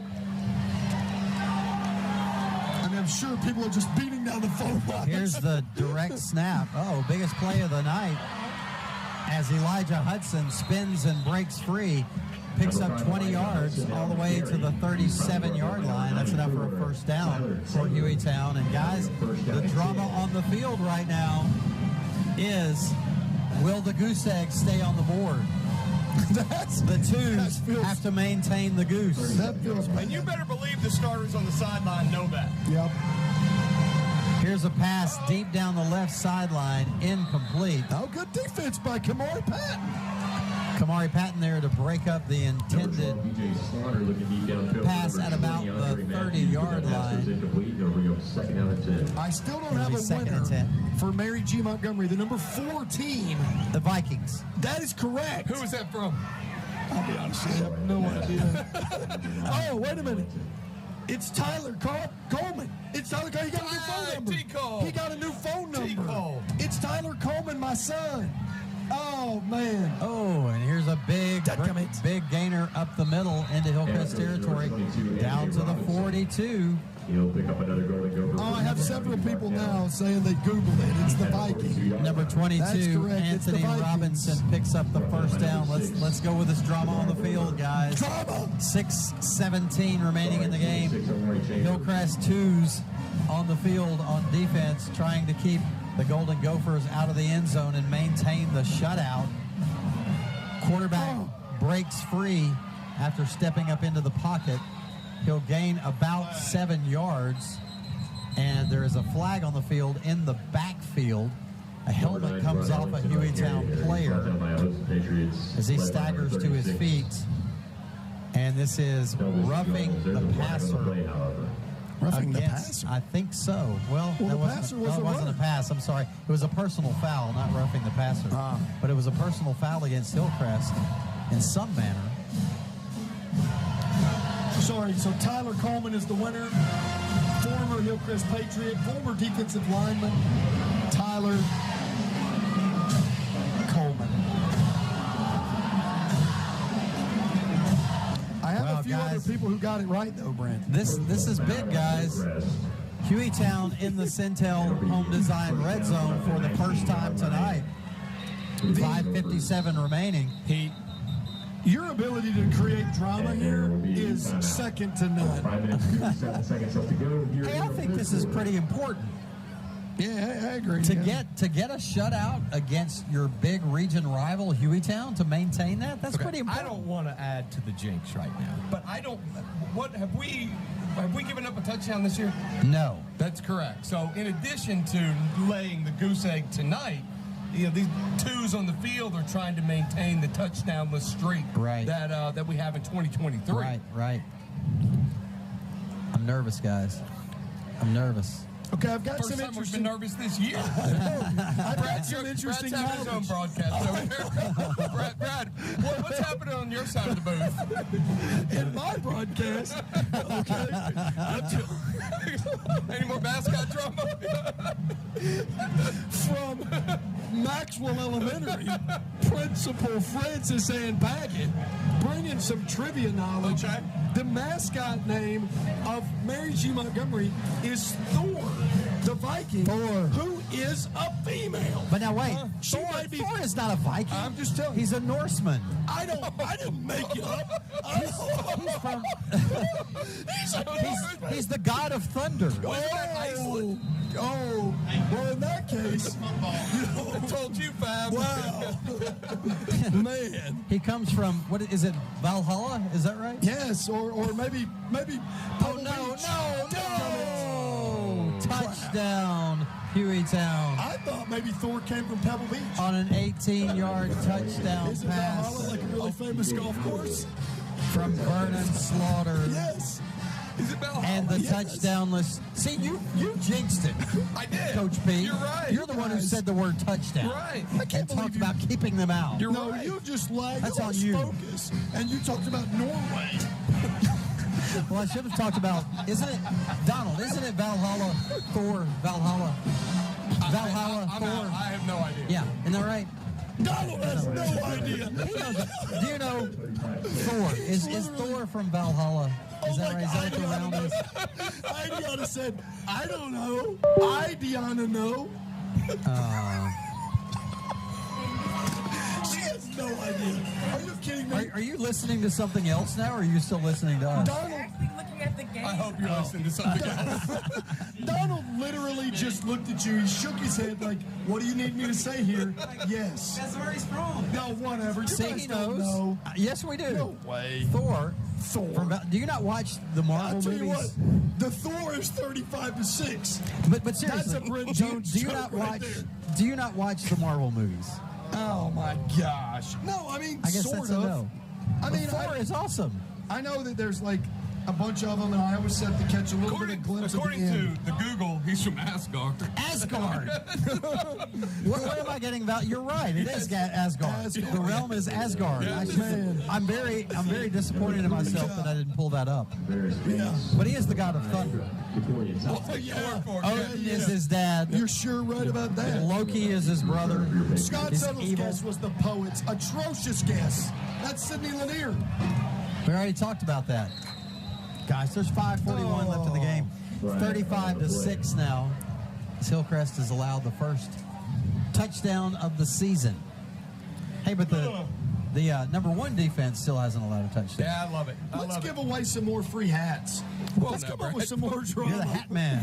Well, I mean, look, I need to buy. I mean, it's not like in October 1. Maybe I can get some more free. Maybe I can get some more gear. But so far, we just have some. We have some great looking Nike red Hillcrest hats with the Power Edge. Okay. Well, do you have a trivia question for everybody, or you want us to come up with one? Can I come up with one? Yeah. Oh, yeah. I'm sure you'll be It great. can't have anything to do with Marvel. And if it talks about Asgard or any other guard, then it's now you're out. You just keep your Asgard over there. I don't think you can. Beep. Oh, that's awful. Janaya Lanier says Thor. She should come and get a prize. Janaya, if you're listening, you can come get a prize, girl. Let's do it. Here's a handoff over left tackle. I believe that's Christian Ritchie.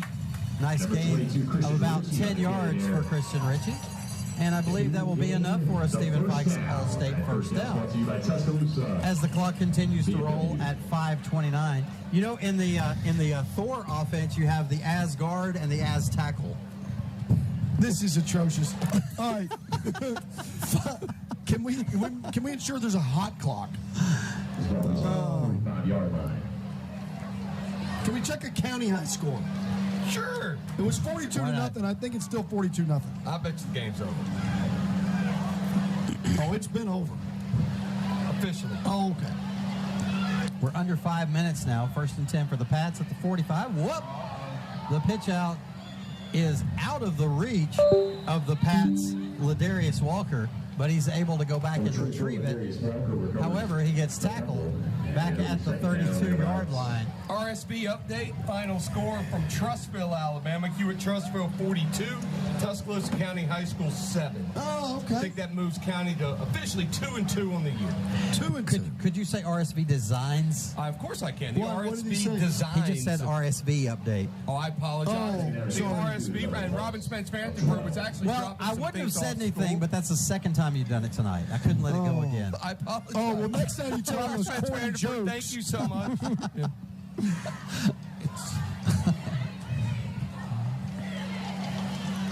All right, Jamison Farley under center, hands it off over left guard.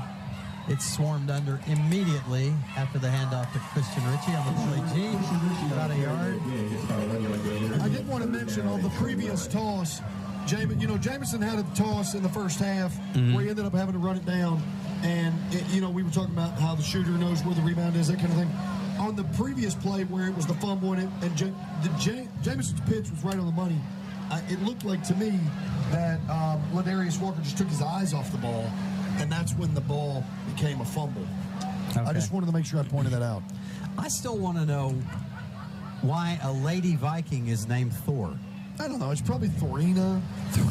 And it's probably just shortened to Thorina. Maybe Thoris. Like Here's a handoff Doris. to Christian Ritchie, Number 22, Christian who rolls over a defender, but is brought down at the 40. It'll be 4th down and about 16, so the Pats will have to punt it away again as the clock continues to roll, now under 3 minutes remaining. That would be okay. Let's see if we have any other mascot drama, since we have so much other content going here. That would be really interesting. Fairhope's the Pirates. I'll go ahead and cut through the drama there on that one. What if they had a female pirate, but her name was like, I don't know, Abe? That'd be weird. Okay, that was kind of random. Abe? I'm saying like Captain Ahab or something. I don't know. Another punt by Evan Williams is a big booming one down to the 22-yard line. Why are we The stopping catch the made clock? there. I was trying to think of a Change of guy. possession. I know. I was just... God, what's the guy on Pirates of the Caribbean? Johnny Depp.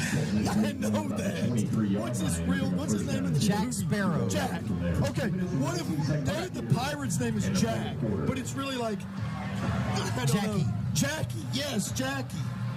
Or Jacksonia. I'm thinking, hey. Okay, Brad. He's Brad, losing I'm it. ready. I'm going to give you a random school. And Okay, you're let's going do to it. tell us the mascot. Oh, okay? He can do it. He can do I it. cannot do it. Yeah, you can. You cannot do it? I'm just High school in Alabama? Sure, Okay. I'll try. A.L. Johnson. A.L. Johnson. Brent has given me this one before. Okay. A.L. Johnson, I'm pretty sure is down in Marengo County, right? Down in it's a Demopolis school. It's in Thomaston, Alabama. Thomaston, Alabama. Yes. Golly, Brent, I feel like we've done this one. It's like the A.L. Johnson Tigers. That's not right, I'm sure. I'm going to give you a big hint. Okay. Oak Mountain. Oh, the A.L. Johnson Eagles. It's the Eagles. Man. It is the Eagles. That's a pretty big hint. Yeah, I'm that's a disappointed huge in you, hint. Brad. You've never missed before. Oh, I miss a lot. But I do enjoy this. All right, we're under 2 minutes, 146. There is a game on the field. 35-6, Hillcrest. Pass across the middle is caught. Nice throw there, yes indeed, from Vernon Slaughter. Pickup of about 16, that's a first down. Clock stops momentarily, 1:35. Brent, you were talking earlier when you spoke to Coach Mitchell, and he was finding things that we needed to work on. Well, I think he found what he'll talk about this week, maybe improving the twos. Good point. This one is slung deep down the left sideline and incomplete at about the 25-yard line. Clock will stop at 1:17. C.J. Buckner with good coverage there, guys. But, Brian, that's a great point because a lot of times teams don't just win with their ones. A lot of teams have good ones. And I think, and I hate to always give Alabama credit, but to be honest with you, why has Alabama been so good for so long? It's not because of their starters. It's because of their depth.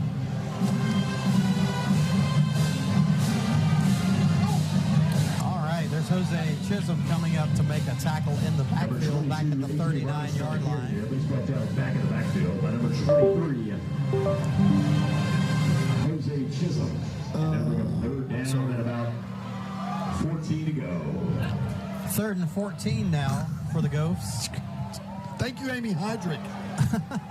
By the way, we love some Amy Heydrich here at Hillcrest High School. Longtime math teacher, longtime friend. Well, would you mind telling the listeners what you're thanking her for? Well, it was just kind of random. Well, it's not just it is random, but did you want to call this? The incomplete pass. All right, you into that call. So sorry, incomplete pass. Next call. All right, so Amy, first of all, is one of our math teachers. She's been teaching at Hillcrest somewhere around 25 years. She does such a good job for us. Both my children had her as teachers. Many of your children have had her as a teacher. She's a fabulous math teacher. But she posted something on Facebook about us tonight, about our broadcast, and we're very thankful to her and all the love that we get from the community and, of course, the sponsors. But, again, thanks to Amy Heydrich for just giving us a big shout-out on Facebook. So thank you, Amy Heydrich. All right, here's the snap, and the punt is away, and it bounces at 37 and out of bounds at the 31. Hillcrest will take over there, 27.7 seconds. Yes, thanks, Amy Heydrich. Amy Heydrich, of course, the #1 fan of B-Rob, Brian Robinson. Oh, no doubt about that. I think Brian would tell you that, too. Yeah, the big feature that they had on ESPN was that 2 years ago? 2 years ago. It's great. About B-Rob and his favorite teacher. I wonder who his favorite assistant principal was. Probably Miss Morrow. Easily Miss Morrow. Yeah. I mean, who wouldn't choose Miss Morrow?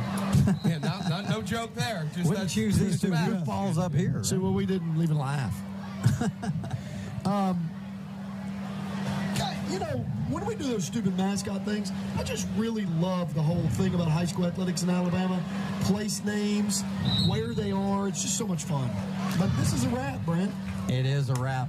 Jamison Farley takes the knee, and that will be the end of this one. Hillcrest gets a huge win over rival Hueytown, 35-6, and Jamie Mitchell evens his record now against the Hueytown Golden Gophers at 2-2. All right, so Hillcrest moves to 4-0 on the season after the big win. We'll take a break, and we'll return right after this. This is the Hillcrest Football Broadcast Network.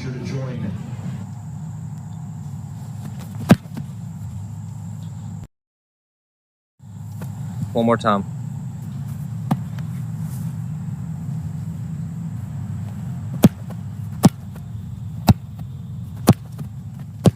One more time. One more time.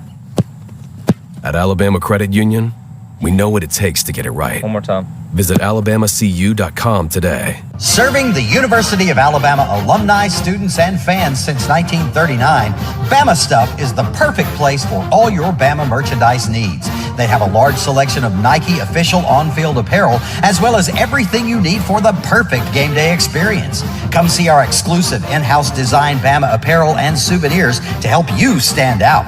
Located on the heart of the Strip on University Boulevard, in the shadow of Bryant-Denny. They're open 7 days a week or shop online anytime at BamaStuff.com. Bama Stuff is proud to be UA alumni and veteran owned and operated. Patriot Nation, it's definitely worth your while to make the short trip down 69 South to Tammy's Salon. Tammy's is located in Moundville on Highway 69, just down from Family Dollar. They offer men's, women's, and kids' haircuts, color and highlight services, perms, and facial waxing. Friendly customer service and great cuts and color at very affordable prices are what you'll find at Tammy's. Come support the salon in Moundville that supports the Pats. Tammy's Salon. All right, we're back here at Roy Johnson Stadium. Your final once again, Hillcrest 35 and Hueytown 6. And it's time for us to name our Award Company of America and Walk-Ons Bistro Players of the Game. And guys, I think we made good decisions on 2 of them, but I have a suggestion for another one. And I'm going to go ahead and go with it first, okay? We know we were kind of up in the air about who we wanted to give the defensive player of the game to, but I'm going to give, I want to recommend a guy who had a huge game last week, had, I think, 6.5 tackles. He led the team in tackles, put some big hits on some folks. We saw him putting some big hits on some folks here tonight. Do you know who I'm talking about? I'm thinking A.J. Quarles. I don't know. Barkley Crawford. Oh, Barkley. Barkley Crawford, the leading tackler again tonight. Yeah, he had a good game. 4 solo tackles. So I'm going to suggest Barkley Crawford. What do you think? I mean, I worry about Barkley being live on the radio, but I thought he had an incredible game out there, though. Yeah, and I don't need him getting a big head, that's for sure. He'll shut it down quick. I'm just kidding. Well, actually, you're right. No, I'm sorry. A.J. Quarles had 4.5 tackles. Barkley had 4. Zamarian Jackson also had 4 tackles. Okay, how about Z? I saw Z had a pretty good game, too. Barkley had some big hits, though, too, Brent. Like, I don't mind that. Some ones that really stand out in retrospect. I loved the field coverage by A.J. Quarles tonight. That's just me. Sideline to sideline.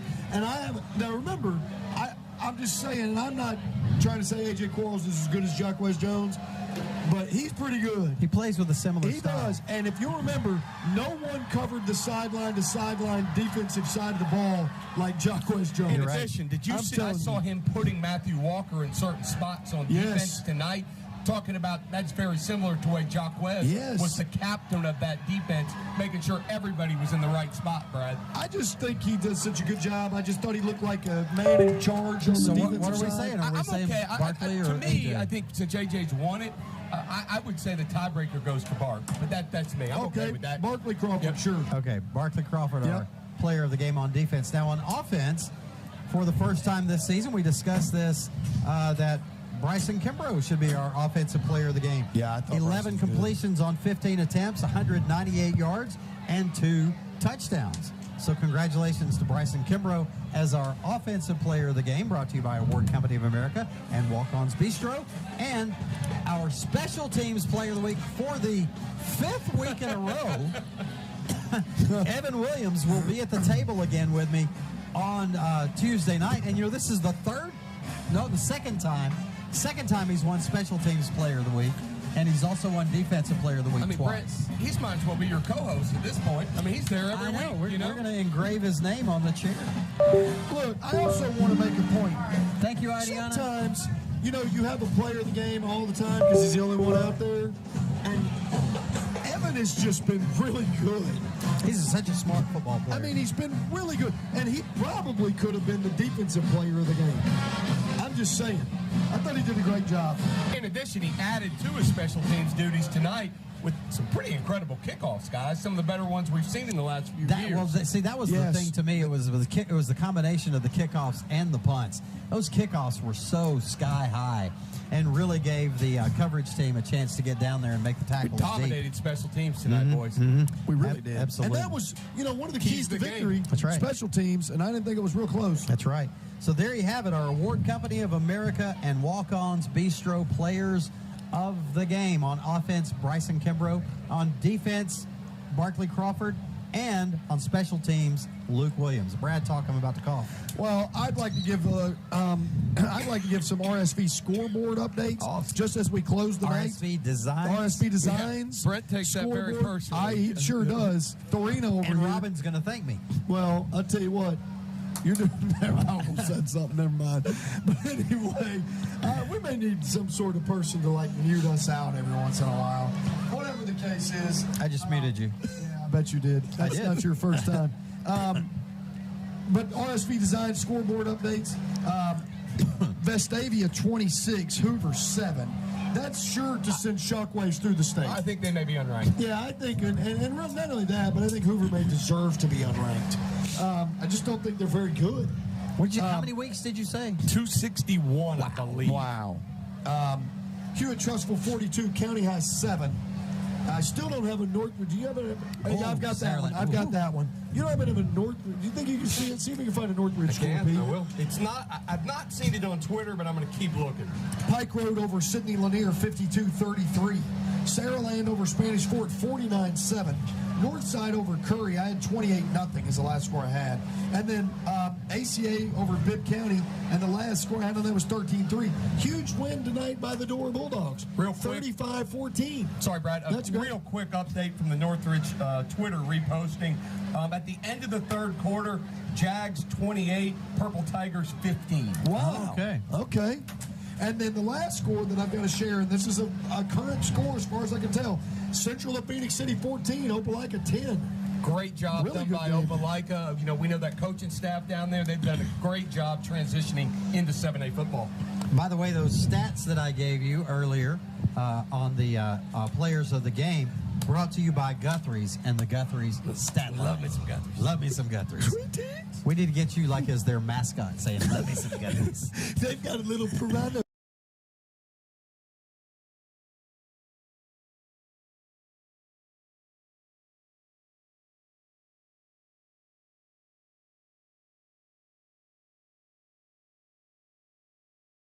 Give it back to us.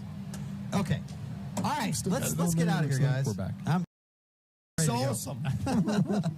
We got All right, Amy you know what Hodges is listening. awesome? The final score, 35-6 in favor of the Patriots. Although, actually, the point total average was double tonight. You're right. And So- it's the first game we didn't score 40. Is that correct? No, No. 30 to 6. 30 to 6. Pike Road. Right. Okay, either way, another big win. The Patriots 4-0. Next week, talk about what you think about next week's game, Brad. Well, okay, let's start out with, I'm really excited to see Brookwood's new stadium. Okay, so that'll be something that, it's supposedly really pretty. I'm excited to see what they've done with the place. They've been deserving of new stadium for my entire lifetime. That treehouse press box. Oh my gosh. Well, and I don't have any idea what our setup is going to be. I'm going to prepare for us to be outside just because we're used to that. Do have a little update. I've heard from some folks parking can be a little tough in the new place. So some of the Patriot listeners that might be making the trip, you might want to try to get there a few minutes early because it might be a little bit of a walk to the stadium. Okay. And I certainly don't want to throw, Brookwood under the bus. They haven't been very good this year, just to be honest with you.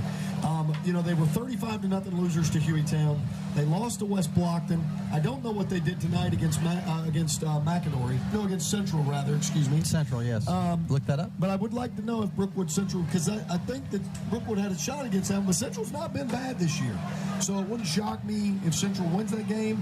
But, overall, we're really good friends with a lot of folks from really good friends with a lot of folks from Brookwood. Mike Bramlett does a really good job with the football program. He really was good here as our defensive coordinator. Of course, Joe Childers is their head basketball coach, really good friend of ours. So, we have a lot of people at Brookwood that we were really fond of. So we look forward to seeing our friends over on the east side of Tuscaloosa County next week. And before we go, one more RSV Designs. Brookwood took another update. tough loss tonight. I thought the looks you guys were giving me, I didn't think we were going to mention it. No, sorry. Now that we started, Falcons 40, Panthers 8. Okay. So Central is right on the cusp. Here's the interesting drama right before we leave. Okay. Who will be the 4 teams to make the playoffs out of this region? One of them's going to be Hillcrest. Well, I think so, but what will be the Central, Northridge, Bessemer City, Hueytown, McIndory? I'll be interested. That'll be an interesting development as we progress through the season. Yeah, for sure. All right, let's get out of here, guys. Yes. That's going to wrap it up. Final 35-6. Good guys. Hillcrest at Brookwood next week. We'll see you then. This has been Hillcrest Football on the Hillcrest Football Broadcast Network.